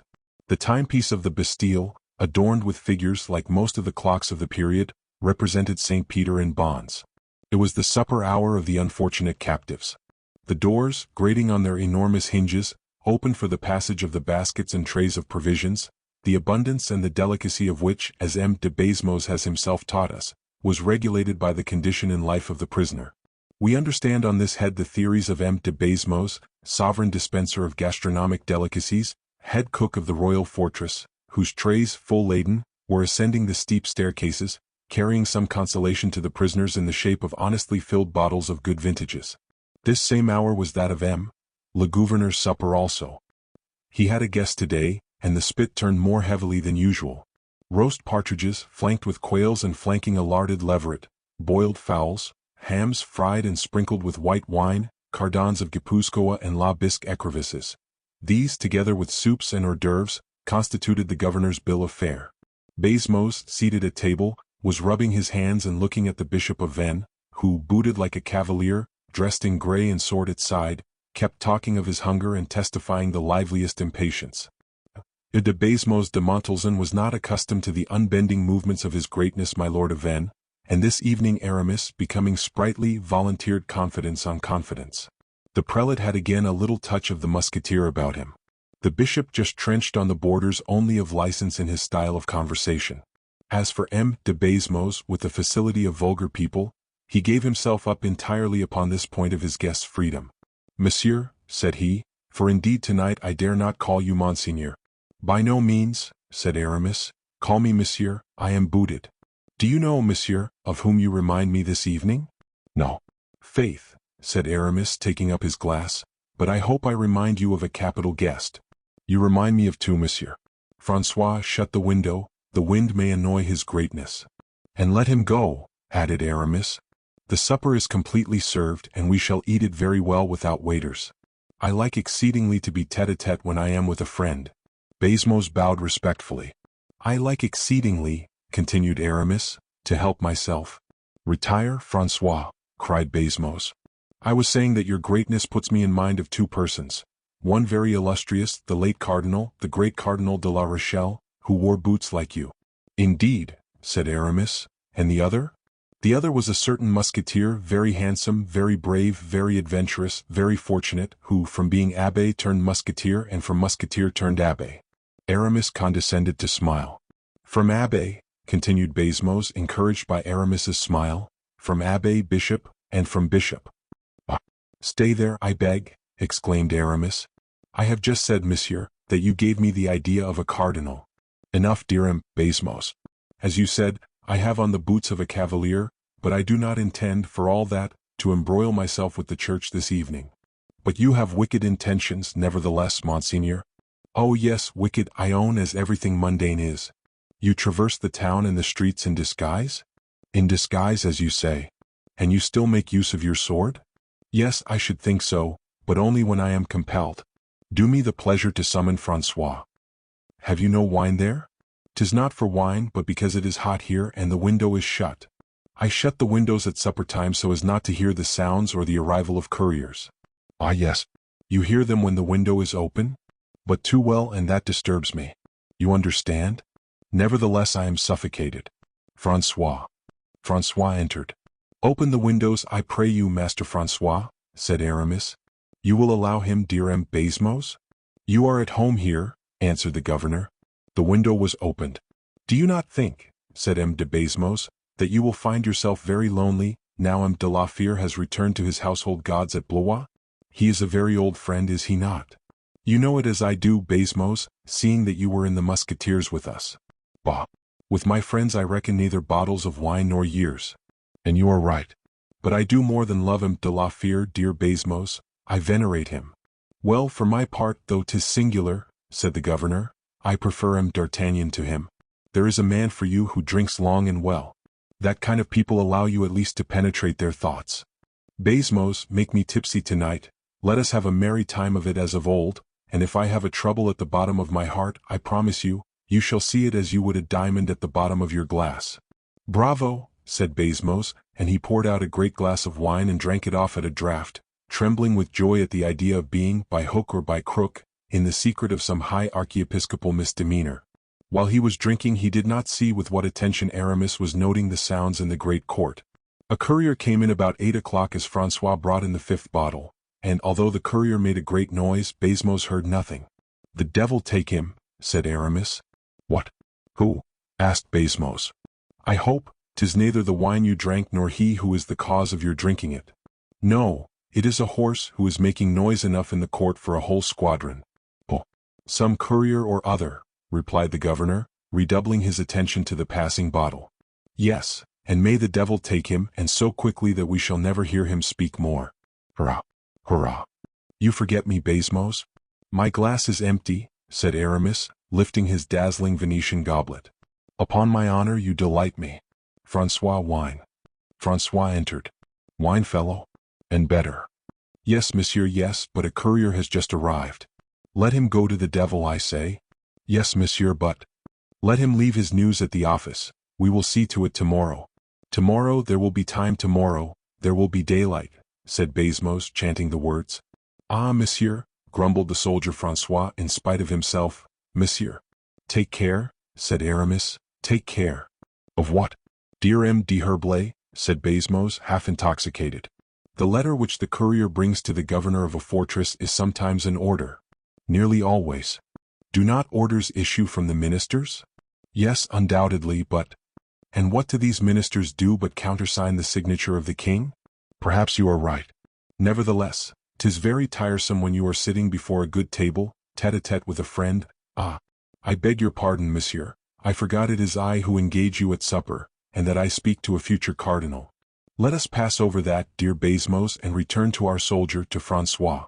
Well, and what has Francois done? He has demurred. He was wrong then? However, he has demurred, you see. 'Tis because there is something extraordinary in this matter. It is very possible that it was not Francois who was wrong in demurring, but you, who are in the wrong in not listening to him. Wrong? I to be wrong before Francois? That seems rather hard. Pardon me, merely an irregularity. But I thought it my duty to make an observation which I deem important. Oh, perhaps you are right, stammered Basmos. The king's order is sacred, but as to orders that arrive when one is at supper, I repeat that the devil. If you had said as much to the great cardinal, my dear Basmos, and if his order had any importance. I do it that I may not disturb a bishop. Mordioux, am I not, then, excusable? Do not forget, Basmos, that I have worn the soldier's coat, and I am accustomed to obedience everywhere. You wish, then? I wish that you would do your duty, my friend, yes, at least before this soldier. 'Tis mathematically true, exclaimed Basmos. Francois still waited. Let them send this order of the king's up to me, he repeated, recovering himself. And he added in a low tone, do you know what it is? I will tell you something about as interesting as this. Beware of fire near the powder magazine, or, look close after such and such a one, who is clever at escaping. Ah, if you only knew, monseigneur, how many times I have been suddenly awakened from the very sweetest, deepest slumber, by messengers arriving at full gallop to tell me, or rather, bring me a slip of paper containing these words. Monsieur de Basmos, what news? 'Tis clear enough that those who waste their time writing such orders have never slept in the Bastille. They would know better. They have never considered the thickness of my walls, the vigilance of my officers, the number of rounds we go. But, indeed, what can you expect, monseigneur? It is their business to write and torment me when I am at rest, and to trouble me when I am happy, added Basmos, bowing to Aramis. Then let them do their business. And do you do yours, added the bishop, smiling. Francois re-entered. Basmos took from his hands the minister's order. He slowly undid it and as slowly read it. Aramis pretended to be drinking so as to be able to watch his host through the glass. Then Basmos, having read it, what was I just saying? He exclaimed. What is it? Asked the bishop. An order of release. There now, excellent news indeed to disturb us. Excellent news for him whom it concerns, you will at least agree, my dear governor. And at 8 o'clock in the evening. It is charitable. Oh, charity is all very well, but it is for that fellow who says he is so weary and tired, but not for me who am amusing myself, said Basmos, exasperated. Will you lose by him then? And is the prisoner who is to be set at liberty a good payer? Oh yes, indeed. A miserable 5-franc rat. Let me see it, asked M. d'Herblay. It is no indiscretion? By no means, read it. There is urgent on the paper. You have seen that, I suppose? Oh, admirable. Urgent. A man who has been there 10 years. It is urgent to set him free today, this very evening at 8 o'clock. Urgent. And Basmos, shrugging his shoulders with an air of supreme disdain, flung the order on the table and began eating again. "They are fond of these tricks," he said with his mouth full. "They seize a man some fine day, keep him under lock and key for 10 years and write to you, 'Watch this fellow well,' or 'Keep him very strictly.' And then, as soon as you are accustomed to look upon the prisoner as a dangerous man, all of a sudden, without rhyme or reason they write, 'Set him at liberty,' and actually add to their missive, 'Urgent.' You will own, my lord, 'tis enough to make a man at dinner shrug his shoulders. What do you expect?" "It is for them to write," said Aramis, "for you to execute the order." "Good, good. Execute it. Oh, patience. You must not imagine that I am a slave. Gracious heaven! My very good M. Basmos, whoever said so. Your independence is well known. Thank heaven. But your goodness of heart is also known. Ah, don't speak of it. And your obedience to your superiors. Once a soldier, you see, Basmos, always a soldier. And I shall directly obey, and tomorrow morning at daybreak, the prisoner referred to shall be set free. Tomorrow? At dawn. Why not this evening, seeing that the lettre de cachet bears, both on the direction and inside, 'Urgent'? Because this evening we are at supper, and our affairs are urgent too. Dear Basmos, booted though I be, I feel myself a priest, and charity has higher claims upon me than hunger and thirst. This unfortunate man has suffered long enough, since you have just told me that he has been your prisoner these 10 years. Abridge his suffering. His good time has come, give him the benefit quickly. God will repay you in paradise with years of felicity. You wish it. I entreat you. What? In the very middle of our repast. I implore you, such an action is worth 10 benedicites. It shall be as you desire, only our supper will get cold. Oh, never heed that. Basmos leaned back to ring for Francois, and by a very natural motion turned round towards the door. The order had remained on the table. Aramis seized the opportunity when Basmos was not looking to change the paper for another, folded in the same manner, which he drew swiftly from his pocket. "Francois," said the governor, "let the major come up here with the turnkeys of the Bertaudiere." Francois bowed and quitted the room, leaving the two companions alone. Chapter 8. The General of the Order. There was now a brief silence, during which Aramis never removed his eyes from Basmos for a moment. The latter seemed only half decided to disturb himself thus in the middle of supper, and it was clear he was trying to invent some pretext, whether good or bad, for delay at any rate till after dessert. And it appeared also that he had hit upon an excuse at last. "But it is impossible," he cried. "How impossible?" said Aramis. "Give me a glimpse of this impossibility." "'Tis impossible to set a prisoner at liberty at such an hour. Where can he go to, a man so unacquainted with Paris? He will find a place wherever he can. You see now, one might as well set a blind man free. I have a carriage and will take him wherever he wishes. You have an answer for everything. Francois, tell Monsieur le Major to go and open the cell of M. Selden, No. 3, Bertaudiere." "Selden!" exclaimed Aramis very naturally. "You said Selden, I think?" "I said Selden, of course. 'Tis the name of the man they set free." "Oh, you mean to say Marchiali?" said Aramis. "Marchiali? Oh, yes, indeed. No, Selden. I think you are making a mistake, Monsieur Basmos. I have read the order. And I also. And I saw Selden in letters as large as that," and Basmos held up his finger. "And I read Marchiali in characters as large as this," said Aramis, also holding up 2 fingers. "To the proof, let us throw a light on the matter," said Basmos, confident he was right. "There is the paper, you have only to read it." "I read Marchiali," returned Aramis, spreading out the paper. "Look." Basmos looked, and his arms dropped suddenly. Yes, he said, quite overwhelmed. "Yes, Marchiali. 'Tis plainly written Marchiali. Quite true. Ah. How? The man of whom we have talked so much? The man whom they are every day telling me to take such care of. There is Marchiali," repeated the inflexible Aramis. "I must own it, Monseigneur. But I understand nothing about it. You believe your eyes at any rate. To tell me very plainly, there is Marchiali. And in a good handwriting too. 'Tis a wonder. I still see this order and the name of Selden, Irishman. I see it. I even recollect that under this name there was a blot of ink. No, there is no ink. No, there is no blot. Oh, but there was, though. I know it because I rubbed my finger, this very one, in the powder that was over the blot. In a word, be it how it may, dear M. Basmos," said Aramis, "and whatever you may have seen, The order is signed to release Marchiali, blot or no blot. The order is signed to release Marchiali, replied Baisemeaux mechanically, endeavoring to regain his courage. And you are going to release this prisoner. If your heart dictates you to deliver Selden also, I declare to you I will not oppose it the least in the world. Aramis accompanied this remark with a smile, the irony of which effectually dispelled Baisemeaux's confusion of mind, and restored his courage. Monseigneur, he said, this Marchiali is the very same prisoner whom the other day a priest-confessor of our order came to visit in so imperious and so secret a manner. I don't know that, monsieur, replied the bishop. 'Tis no such long time ago, dear Monsieur d'Herblay. It is true.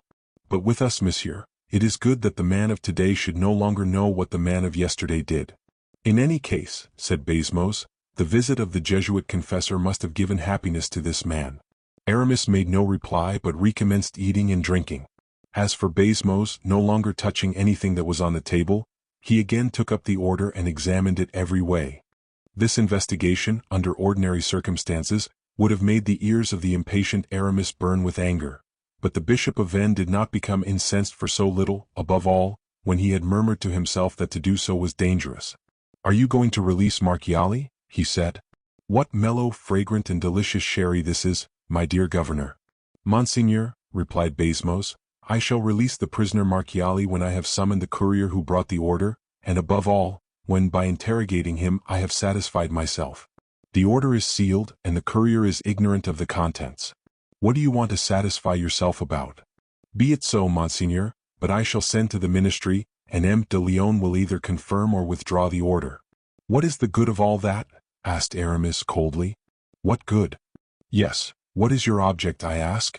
The object of never deceiving oneself, Monseigneur, nor being wanting in the respect which a subaltern owes to his superior officers, nor infringing the duties of a service one has accepted of one's own free will. Very good, you have just spoken so eloquently that I cannot but admire you. It is true that a subaltern owes respect to his superiors. He is guilty when he deceives himself, and he should be punished if he infringed either the duties or laws of his office. Baisemeaux looked at the bishop with astonishment. It follows, pursued Aramis, that you are going to ask advice to put your conscience at ease in the matter? Yes, Monseigneur. And if a superior officer gives you orders, you will obey? Never doubt it, Monseigneur. You know the king's signature well, M. de Baisemeaux? Yes, Monseigneur. Is it not on this order of release? It is true, but it may be forged, you mean? That is evident, Monseigneur. You're right. And that of M. de Lyonne? I see it plain enough on the order. But for the same reason that the king's signature may have been forged, so also, and with even greater probability, may M. de Lyonne's. Your logic has the stride of a giant, M. de Baisemeaux, said Aramis, and your reasoning is irresistible. But on what special grounds do you base your idea that these signatures are false? On this, the absence of countersignatures. Nothing checks His Majesty's signature, and M. de Lyonne is not there to tell me he has signed. Well, Monsieur de Baisemeaux, said Aramis, bending an eagle glance on the governor, I adopt so frankly your doubts and your mode of clearing them up, that I will take a pen if you will give me one. Baisemeaux gave him a pen. And a sheet of white paper, added Aramis. Baisemeaux handed him some paper. Now I also, here present, incontestably am going to write an order to which I am certain you will give credence, incredulous as you are. Baisemeaux turned pale at this icy assurance of manner. It seemed to him that the voice of the bishops, but just now so playful and gay, had become funereal and sad, that the wax lights changed into the tapers of a mortuary chapel, the very glasses of wine into chalices of blood. Aramis took a pen and wrote. Baisemeaux, in terror, read over his shoulder. MDG, wrote the bishop, and he drew a cross under these 4 letters, which signify ad majorem Dei gloriam, to the greater glory of God, and thus he continued, It is our pleasure that the order brought to M. de Baisemeaux de Montalzin, governor, for the king of the castle of the Bastille, be held by him good and effectual, and be immediately carried into operation. Signed, D'Herblay, General of the Order, by the grace of God. Baisemeaux was so profoundly astonished, that his features remained contracted, his lips parted and his eyes fixed. He did not move an inch nor articulate a sound. Nothing could be heard in that large chamber but the wing whisper of a little moth, which was fluttering to its death about the candles. Aramis, without even deigning to look at the man whom he had reduced to so miserable a condition, drew from his pocket a small case of black wax.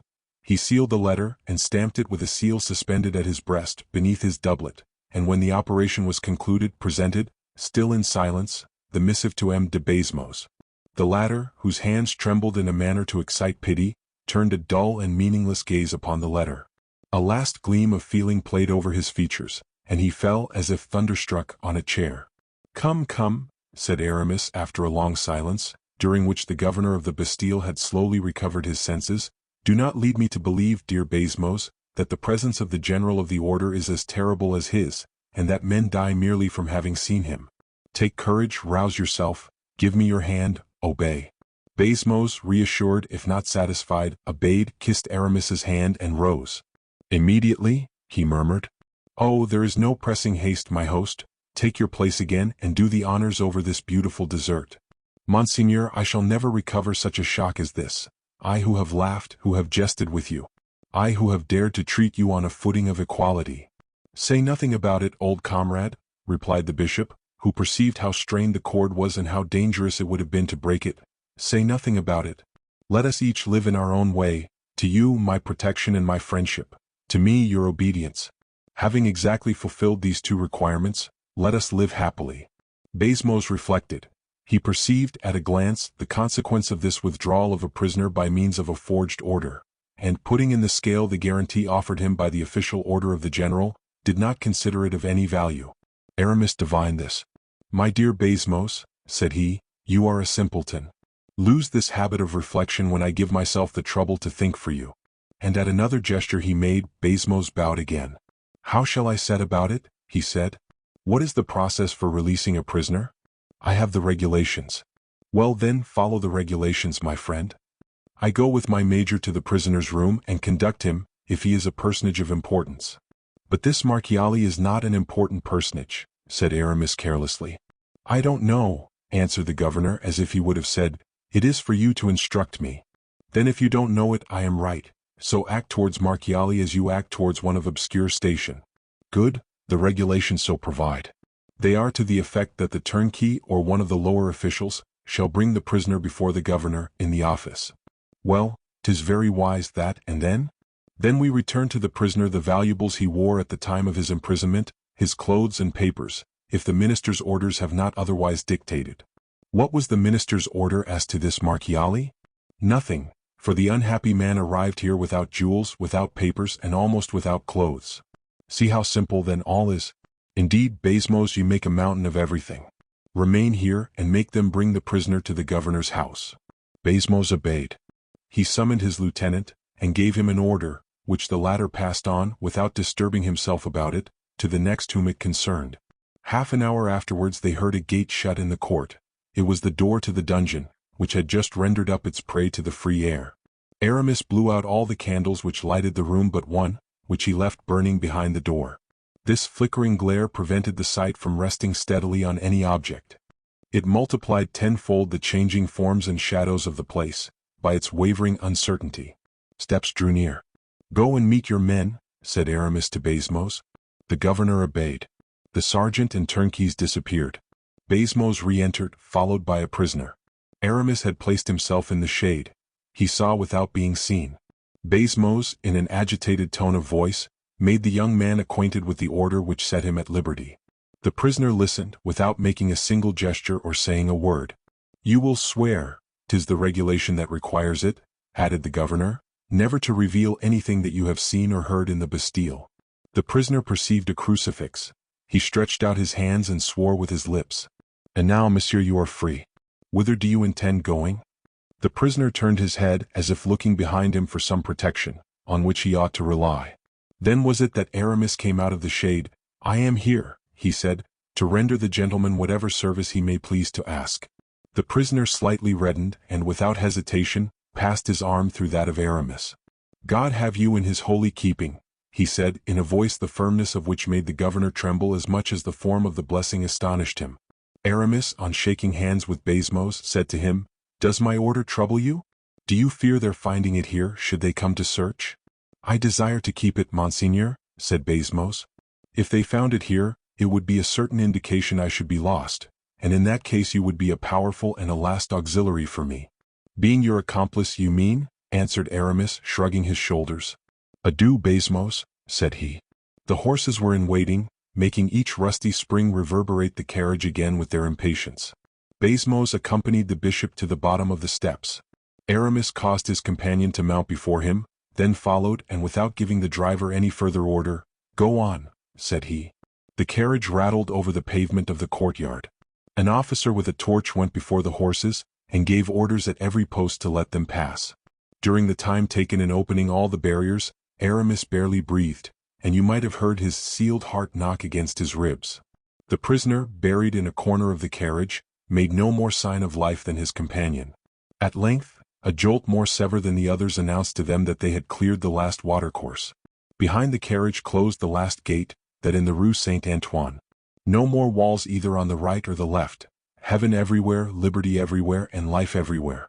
The horses, kept in check by a vigorous hand, went quietly as far as the middle of the faubourg. There they began to trot. Little by little, whether they were warming to their work or whether they were urged, they gained in swiftness, and once past Bercy the carriage seemed to fly, so great was the ardor of the coursers. The horses galloped thus as far as Villeneuve-Saint-Georges, where relays were waiting. Then 4 instead of 2 whirled the carriage away in the direction of Melun, and pulled up for a moment in the middle of the forest of Senart. No doubt the order had been given the postilion beforehand, for Aramis had no occasion even to make a sign. "What is the matter?" asked the prisoner, as if waking from a long dream. "The matter is, Monseigneur," said Aramis, "that before going further, it is necessary your Royal Highness and I should converse." "I will await an opportunity, monsieur," answered the young prince. "We could not have a better, Monseigneur. We are in the middle of a forest and no one can hear us." "The postilion?" "The postilion of this relay is deaf and dumb, Monseigneur."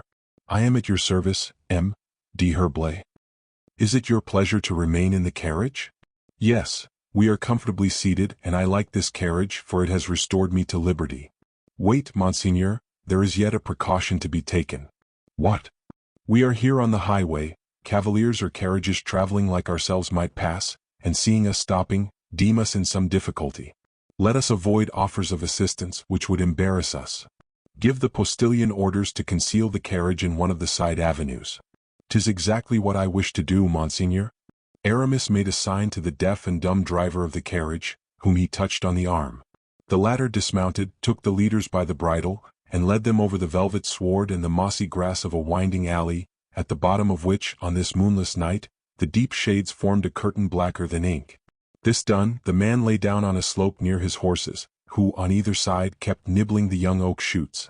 "I am listening," said the young prince to Aramis. "But what are you doing there?" "I am disarming myself of my pistols, of which we have no further need, Monseigneur." Chapter 9. The Tempter. "My prince," said Aramis, turning in the carriage towards his companion, "weak creature as I am, so unpretending in genius, so low in the scale of intelligent beings, it has never yet happened to me to converse with a man without penetrating his thoughts through that living mask which has been thrown over our mind, in order to retain its expression. But tonight, in this darkness, in the reserve which you maintain, I can read nothing on your features, and something tells me that I shall have great difficulty in wresting from you a sincere declaration. I beseech you, then, not for love of me, for subjects should never weigh as anything in the balance which princes hold, but for love of yourself, to retain every syllable, every inflection which, under the present most grave circumstances, will all have a sense and value as important as any every uttered in the world." "I listen," replied the young prince, decidedly, without either eagerly seeking or fearing anything you are about to say to me. And he buried himself still deeper in the thick cushions of the carriage, trying to deprive his companion not only of the sight of him, but even of the very idea of his presence. Black was the darkness which fell wide and dense from the summits of the intertwining trees. The carriage, covered in by this prodigious roof, would not have received a particle of light, not even if a ray could have struggled through the wreaths of mist that were already rising in the avenue. "Monseigneur," resumed Aramis, "you know the history of the government which today controls France. The king issued from an infancy imprisoned like yours, obscure as yours and confined as yours, only instead of ending like yourself this slavery in a prison, this obscurity in solitude, these straitened circumstances in concealment, he was fain to bear all these miseries, humiliations, and distresses, in full daylight, under the pitiless sun of royalty, on an elevation flooded with light, where every stain appears a blemish, every glorious stain. The king has suffered, it rankles in his mind, and he will avenge himself. He will be a bad king. I say not that he will pour out his people's blood like Louis XI, or Charles IX, for he has no mortal injuries to avenge, but he will devour the means and substance of his people, for he has himself undergone wrongs in his own interest and money. In the first place then I acquit my conscience, when I consider openly the merits and the faults of this great prince, and if I condemn him, my conscience absolves me. Aramis paused. It was not to listen if the silence of the forest remained undisturbed, but it was to gather up his thoughts from the very bottom of his soul, to leave the thoughts he had uttered sufficient time to eat deeply into the mind of his companion. All that heaven does well, continued the Bishop of Vannes, and I am so persuaded of it that I have long been thankful to have been chosen depositary of the secret which I have aided you to discover. To a just providence was necessary an instrument, at once penetrating, persevering, and convinced to accomplish a great work. I am this instrument. I possess penetration, perseverance, conviction. I govern a mysterious people, who has taken for its motto, the motto of God, Patiens quia aeternis. The prince moved. I divine, Monseigneur, why you are raising your head, and are surprised at the people I have under my command. You did not know you were dealing with a king? Oh, Monseigneur, king of a people very humble, much disinherited. Humble because they have no force save when creeping. Disinherited because never, almost never in this world do my people reap the harvest they sow, nor eat the fruit they cultivate. They labor for an abstract idea. They heap together all the atoms of their power, so from a single man, and round this man with the sweat of their labor, they create a misty halo, which his genius shall, in turn, render a glory gilded with the rays of all the crowns in Christendom. Such is the man you have beside you, Monseigneur. It is to tell you that he has drawn you from the abyss for a great purpose, to raise you above the powers of the earth, above himself. 1. The prince lightly touched Aramis's arm. You speak to me, he said, of that religious order whose chief you are. For me, the result of your words is, that the day you desire to hurl down the man you shall have raised, the event will be accomplished, and that you will keep under your hand your creation of yesterday. Undeceive yourself, Monseigneur, replied the bishop. I should not take the trouble to play this terrible game with your royal highness, if I had not a double interest in gaining it. The day you are elevated forever. You will overturn the footstool as you rise, and will send it rolling so far, that not even the sight of it will ever again recall to you its right to simple gratitude. Oh, monsieur! Your movement, Monseigneur, arises from an excellent disposition. I thank you. Be well assured I aspire to more than gratitude. I am convinced that, when arrived at the summit, you will judge me still more worthy to be your friend. And then, Monseigneur, we too will do such great deeds, that ages hereafter shall long speak of them. Tell me plainly, monsieur, tell me without disguise, what I am today, and what you aim at my being tomorrow. You are the son of King Louis XIII, brother of Louis XIV, natural and legitimate heir to the throne of France. In keeping you near him as monsieur has been kept, monsieur your younger brother, the king reserved to himself the right of being legitimate sovereign. The doctors only could dispute his legitimacy. But the doctors always prefer the king who is to the king who is not. Providence has willed that you should be persecuted. This persecution today consecrates you king of France. You had, then, a right to reign, seeing that it is disputed. You had a right to be proclaimed, seeing that you have been concealed. And you possess royal blood, since no one has dared to shed yours as that of your servants has been shed. Now see then what this Providence, which you have so often accused of having in every way thwarted you, has done for you. It has given you the features, figure, age, and voice of your brother, and the very causes of your persecution are about to become those of your triumphant restoration. Tomorrow after tomorrow, from the very first regal phantom, living shade of Louis XIV, you will sit upon his throne, whence the will of heaven, confided in execution to the arm of man, will have hurled him without hope of return. I understand, said the prince, my brother's blood will not be shed then. You will be sole arbiter of his fate. The secret of which they made an evil use against me? You will employ it against him. What did he do to conceal it? He concealed you. Living image of himself, you will defeat the conspiracy of Mazarin and Anne of Austria. You, my prince, will have the same interest in concealing him, who will, as a prisoner, resemble you as you will resemble him as a king. I fall back on what I was saying to you. Who will guard him? Who guarded you? You know this secret. You have made use of it with regard to myself. Who else knows it? The Queen Mother and Madame de Chevreuse. What will they do? Nothing if you choose. How is that? How can they recognize you if you act in such a manner that no one can recognize you? 'Tis true, but there are grave difficulties. State them, Prince. My brother is married, I cannot take my brother's wife. I will cause Spain to consent to a divorce. It is in the interest of your new policy, it is human morality. All that is really noble and really useful in this world will find its account therein. The imprisoned king will speak. To whom do you think he will speak? To the walls? You mean by walls the men in whom you put confidence? If need be, yes. And besides, your royal highness. Besides. I was going to say that the designs of Providence do not stop on such a fair road. Every scheme of this caliber is completed by its results, like a geometrical calculation. The king in prison will not be for you the cause of embarrassment that you have been for the king enthroned. His soul is naturally proud and impatient. It is, moreover, disarmed and enfeebled by being accustomed to honors, and by the license of supreme power.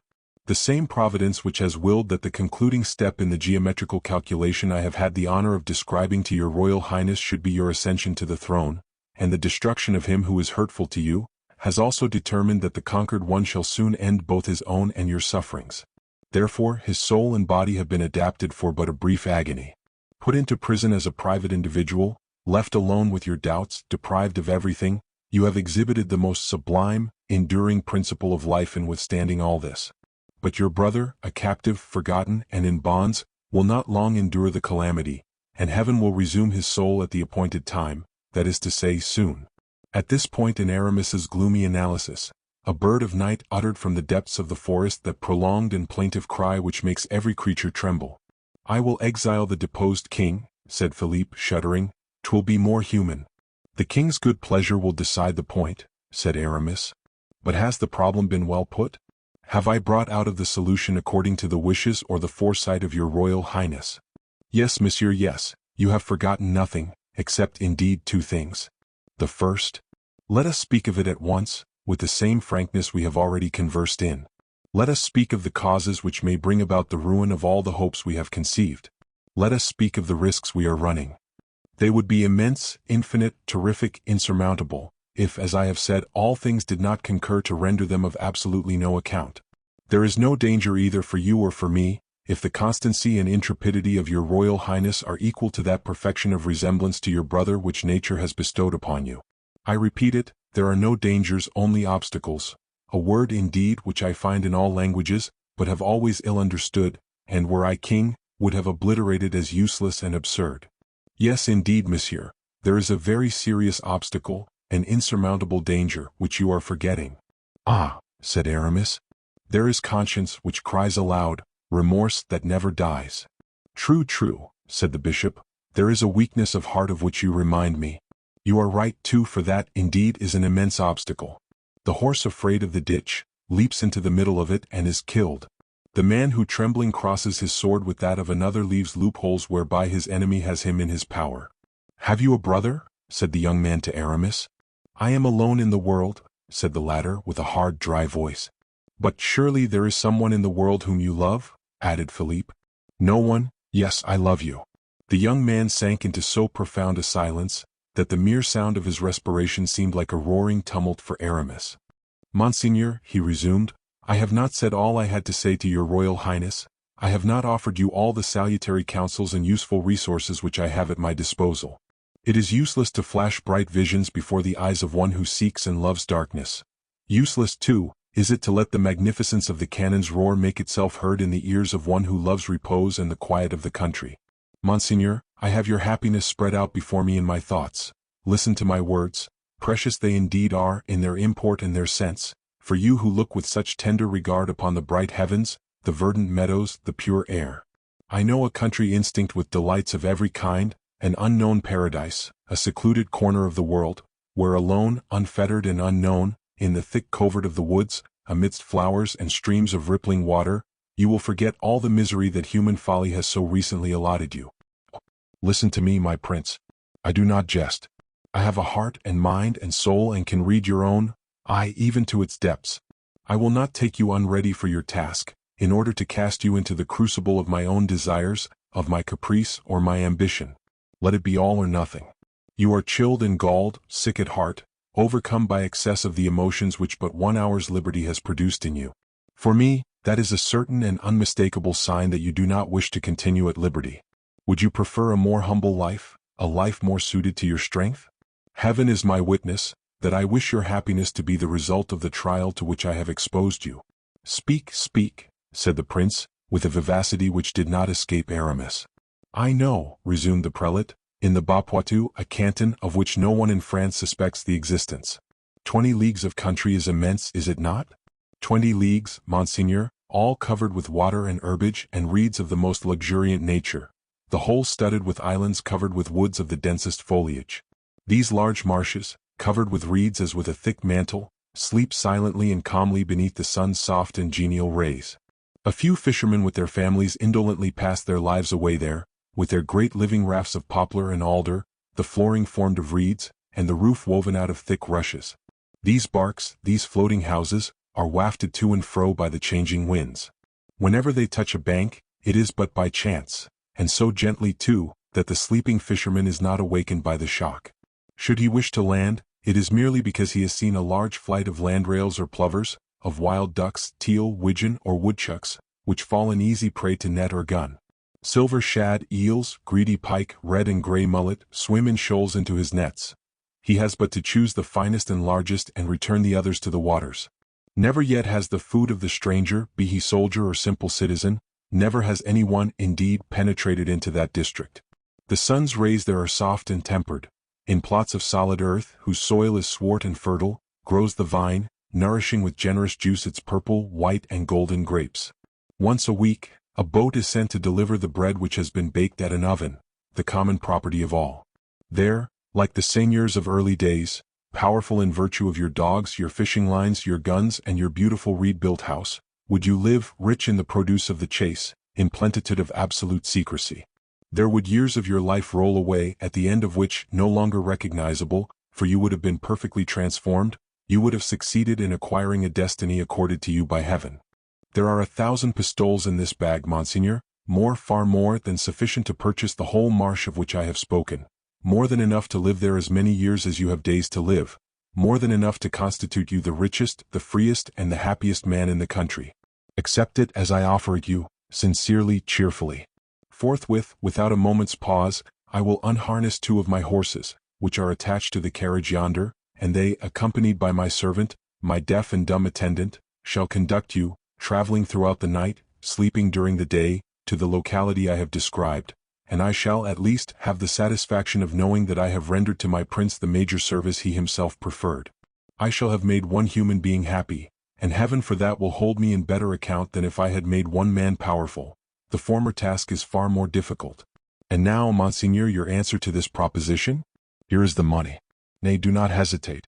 At Poitou you can risk nothing except the chance of catching the fevers prevalent there, and even of them the so-called wizards of the country will cure you for the sake of your pistoles. If you play the other game, you run the chance of being assassinated on a throne, strangled in a prison cell. Upon my soul, I assure you, now I begin to compare them together, I myself should hesitate which lot I should accept. Monsieur, replied the young prince, before I determine, let me alight from this carriage, walk on the ground, and consult that still voice within me, which heaven bids us all to hearken to. 10 minutes is all I ask, and then you shall have your answer.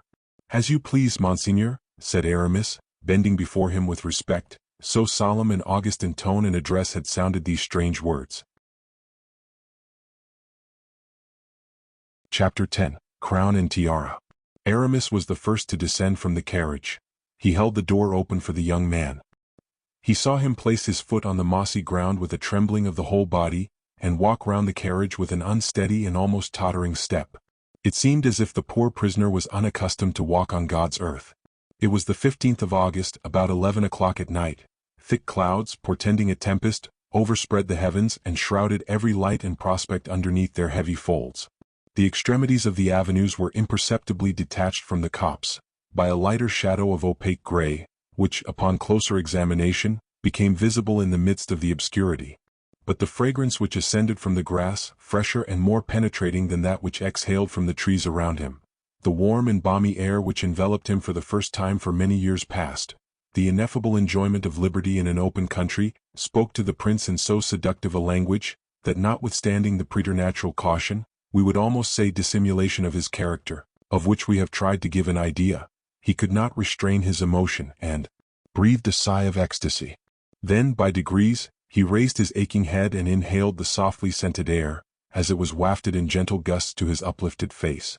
Crossing his arms on his chest as if to control this new sensation of delight, he drank in delicious draughts of that mysterious air which interpenetrates at night the loftiest forests. The sky he was contemplating, the murmuring waters, the universal freshness. Was not all this reality? Was not Aramis a madman to suppose that he had aught else to dream of in this world? Those exciting pictures of country life, so free from fears and troubles, the ocean of happy days that glitters incessantly before all young imaginations, are real allurements wherewith to fascinate a poor, unhappy prisoner, worn out by prison cares, emaciated by the stifling air of the Bastille. It was the picture, it will be remembered, drawn by Aramis, when he offered the 1,000 pistoles he had with him in the carriage to the prince, and the enchanted Eden which the deserts of Bas-Poitou hid from the eyes of the world. Such were the reflections of Aramis as he watched, with an anxiety impossible to describe, the silent progress of the emotions of Philippe, whom he perceived gradually becoming more and more absorbed in his meditations. The young prince was offering up an inward prayer to heaven, to be divinely guided in this trying moment, upon which his life or death depended. It was an anxious time for the Bishop of Vannes, who had never before been so perplexed. His iron will, accustomed to overcome all obstacles, never finding itself inferior or vanquished on any occasion, to be foiled in so vast a project from not having foreseen the influence which a view of nature in all its luxuriance would have on the human mind. Aramis, overwhelmed by anxiety, contemplated with emotion the painful struggle that was taking place in Philippe's mind. This suspense lasted the whole 10 minutes which the young man had requested. During this space of time, which appeared an eternity, Philippe continued gazing with an imploring and sorrowful look towards the heavens. Aramis did not remove the piercing glance he had fixed on Philippe. Suddenly the young man bowed his head. His thought returned to the earth, his looks perceptibly hardened, his brow contracted, his mouth assuming an expression of undaunted courage. Again his looks became fixed, but this time they wore a worldly expression, hardened by covetousness, pride, and strong desire. Aramis's look immediately became as soft as it had before been gloomy. Philippe, seizing his hand in a quick, agitated manner, exclaimed, "Lead me to where the crown of France is to be found." "Is this your decision, monseigneur?" asked Aramis. "It is." "Irrevocably so?" Philippe did not even deign to reply. He gazed earnestly at the bishop, as if to ask him if it were possible for a man to waver after having once made up his mind. "Such looks are flashes of the hidden fire that betrays men's character," said Aramis, bowing over Philippe's hand. "You will be great, monseigneur, I will answer for that. Let us resume our conversation. I wish to discuss 2 points with you. In the first place, the dangers or the obstacles we may meet with. That point is decided. The other is the conditions you intend imposing on me. It is your turn to speak, M. d'Herblay." "The conditions, monseigneur?" "Doubtless. You will not allow so mere a trifle to stop me, and you will not do me the injustice to suppose that I think you have no interest in this affair. Therefore, without subterfuge or hesitation, tell me the truth." "I will do so, monseigneur. Once a king." "When will that be?" "Tomorrow evening, I mean in the night." "Explain yourself." "When I shall have asked your highness a question." "Do so." "I sent to your highness a man in my confidence with instructions to deliver some closely written notes, carefully drawn up, which will thoroughly acquaint your highness with the different persons who compose and will compose your court." "I perused those notes." "Attentively?" "I know them by heart." "And understand them?" "Pardon me, but I may venture to ask that question of a poor, abandoned captive of the Bastille? In a week's time it will not be requisite to further question a mind like yours. You will then be in full possession of liberty and power. Interrogate me, then, and I will be a scholar representing his lesson to his master. We will begin with your family, monseigneur. My mother, Anne of Austria. All her sorrows, her painful malady." I know her, I know her." "Your second brother?" asked Aramis, bowing. "To these notes," replied the prince, "you have added portraits so faithfully painted, that I am able to recognize the persons whose characters, manners, and history you have so carefully portrayed. Monsieur, my brother, is a fine dark young man with a pale face. He does not love his wife Henrietta, whom I, Louis XIV, loved a little and still flirt with, even although she made me weep on the day she wished to dismiss Mademoiselle de la Vallière from her service in disgrace. You will have to be careful with regard to the watchfulness of the latter, said Aramis. She is sincerely attached to the actual king. The eyes of a woman who loves are not easily deceived. She is fair, has blue eyes whose affectionate gaze reveals her identity. She halts slightly in her gait. She writes a letter every day, to which I have to send an answer by M. de Saint-Aignan. Do you know the latter? As if I saw him, and I know the last verses he composed for me, as well as those I composed in answer to his. Very good. Do you know your ministers? Colbert, an ugly, dark-browed man, but intelligent enough, his hair covering his forehead, a large, heavy, full head, the mortal enemy of M. Fouquet. As for the latter, we need not disturb ourselves about him. No, because necessarily you will not require me to exile him, I suppose? Aramis, struck with admiration at the remark, said, You will become very great, monseigneur. You see, added the prince, that I know my lesson by heart, and with heaven's assistance and yours afterwards, I shall seldom go wrong. You have still an awkward pair of eyes to deal with, monseigneur. Yes, the captain of the Musketeers, M. D'Artagnan, your friend. Yes, I can well say my friend. He who escorted La Valliere to Luchelet. He who delivered up Monk, cooped in an iron box, to Charles II. He who so faithfully served my mother. He to whom the crown of France owes so much that it owes everything. Do you intend to ask me to exile him also? Never, sire.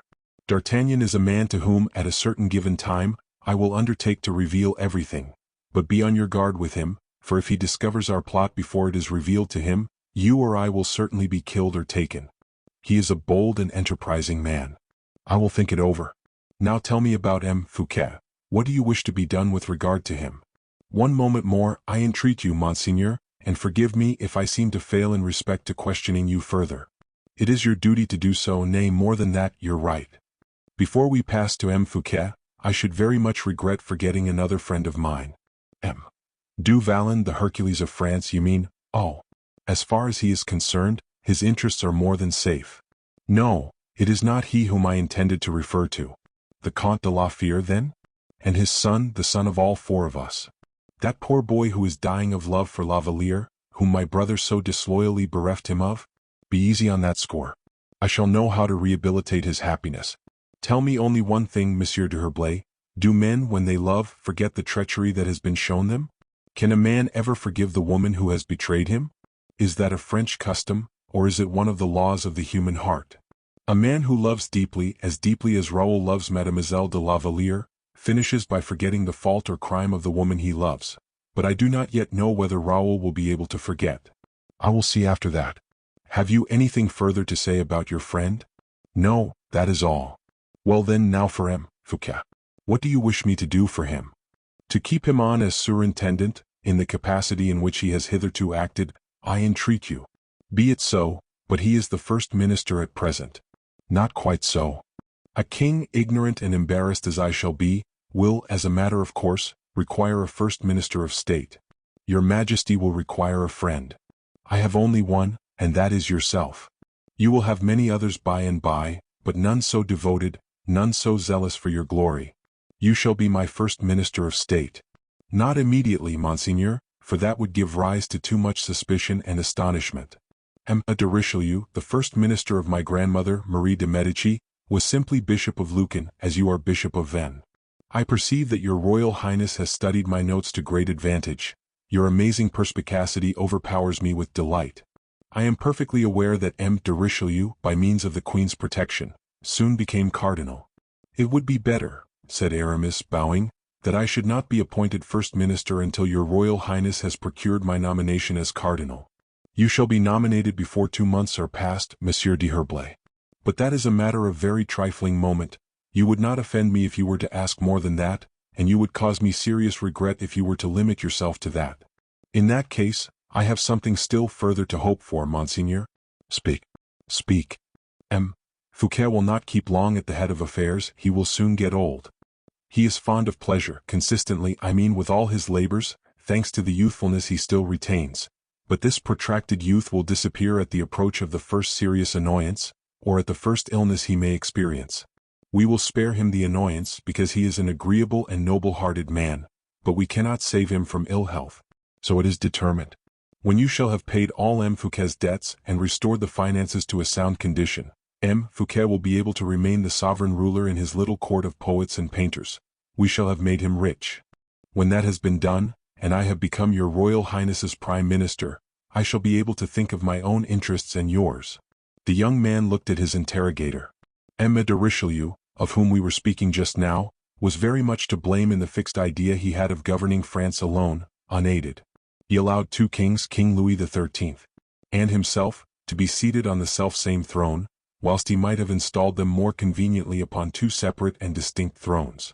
"Upon two thrones?" said the young man thoughtfully. "In fact," pursued Aramis quietly, "a cardinal, Prime Minister of France, assisted by the favor and by the countenance of His Most Christian Majesty the King of France, a cardinal to whom the king his master lends the treasures of the state, his army, his council, such a man would be acting with twofold injustice in applying these mighty resources to France alone. Besides," added Aramis, "you will not be a king such as your father was, delicate in health, slow in judgment, whom all things wearied. You will be a king governing by your brain and by your sword. You will have in the government of the state no more than you will be able to manage unaided. I should only interfere with you. Besides, our friendship ought never to be, I do not say impaired, but in any degree affected by a secret thought. I shall have given you the throne of France, you will confer on me the throne of St. Peter. Whenever your loyal, firm and mailed hand should join in ties of intimate association the hand of a pope such as I shall be, neither Charles V, who owned 2/3 of the habitable globe, nor Charlemagne, who possessed it entirely, will be able to reach to half your stature. I have no alliances, I have no predilections. I will not throw you into persecutions of heretics, nor will I cast you into the troubled waters of family dissension. I will simply say to you, the whole universe is our own, for me the minds of men, for you their bodies. And as I shall be the first to die, you will have my inheritance. What do you say of my plan, Monseigneur? I say that you render me happy and proud, for no other reason than that of having comprehended you thoroughly. Monsieur d'Herblay, you shall be cardinal, and when cardinal, my prime minister, and then you will point out to me the necessary steps to be taken to secure your election as pope, and I will take them. You can ask what guarantees from me you please. It is useless. Never shall I act except in such a manner that you will be the gainer. I shall never ascend the ladder of fortune, fame, or position, until I have first seen you placed upon the round of the ladder immediately above me.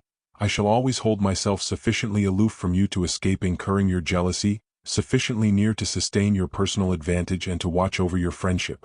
All the contracts in the world are easily violated because the interests included in them incline more to one side than to another. With us, however, this will never be the case. I have no need of any guarantees. And so, my dear brother, will disappear? Simply. We will remove him from his bed by means of a plank which yields to the pressure of the finger. Having retired to rest a crowned sovereign, he will awake a captive.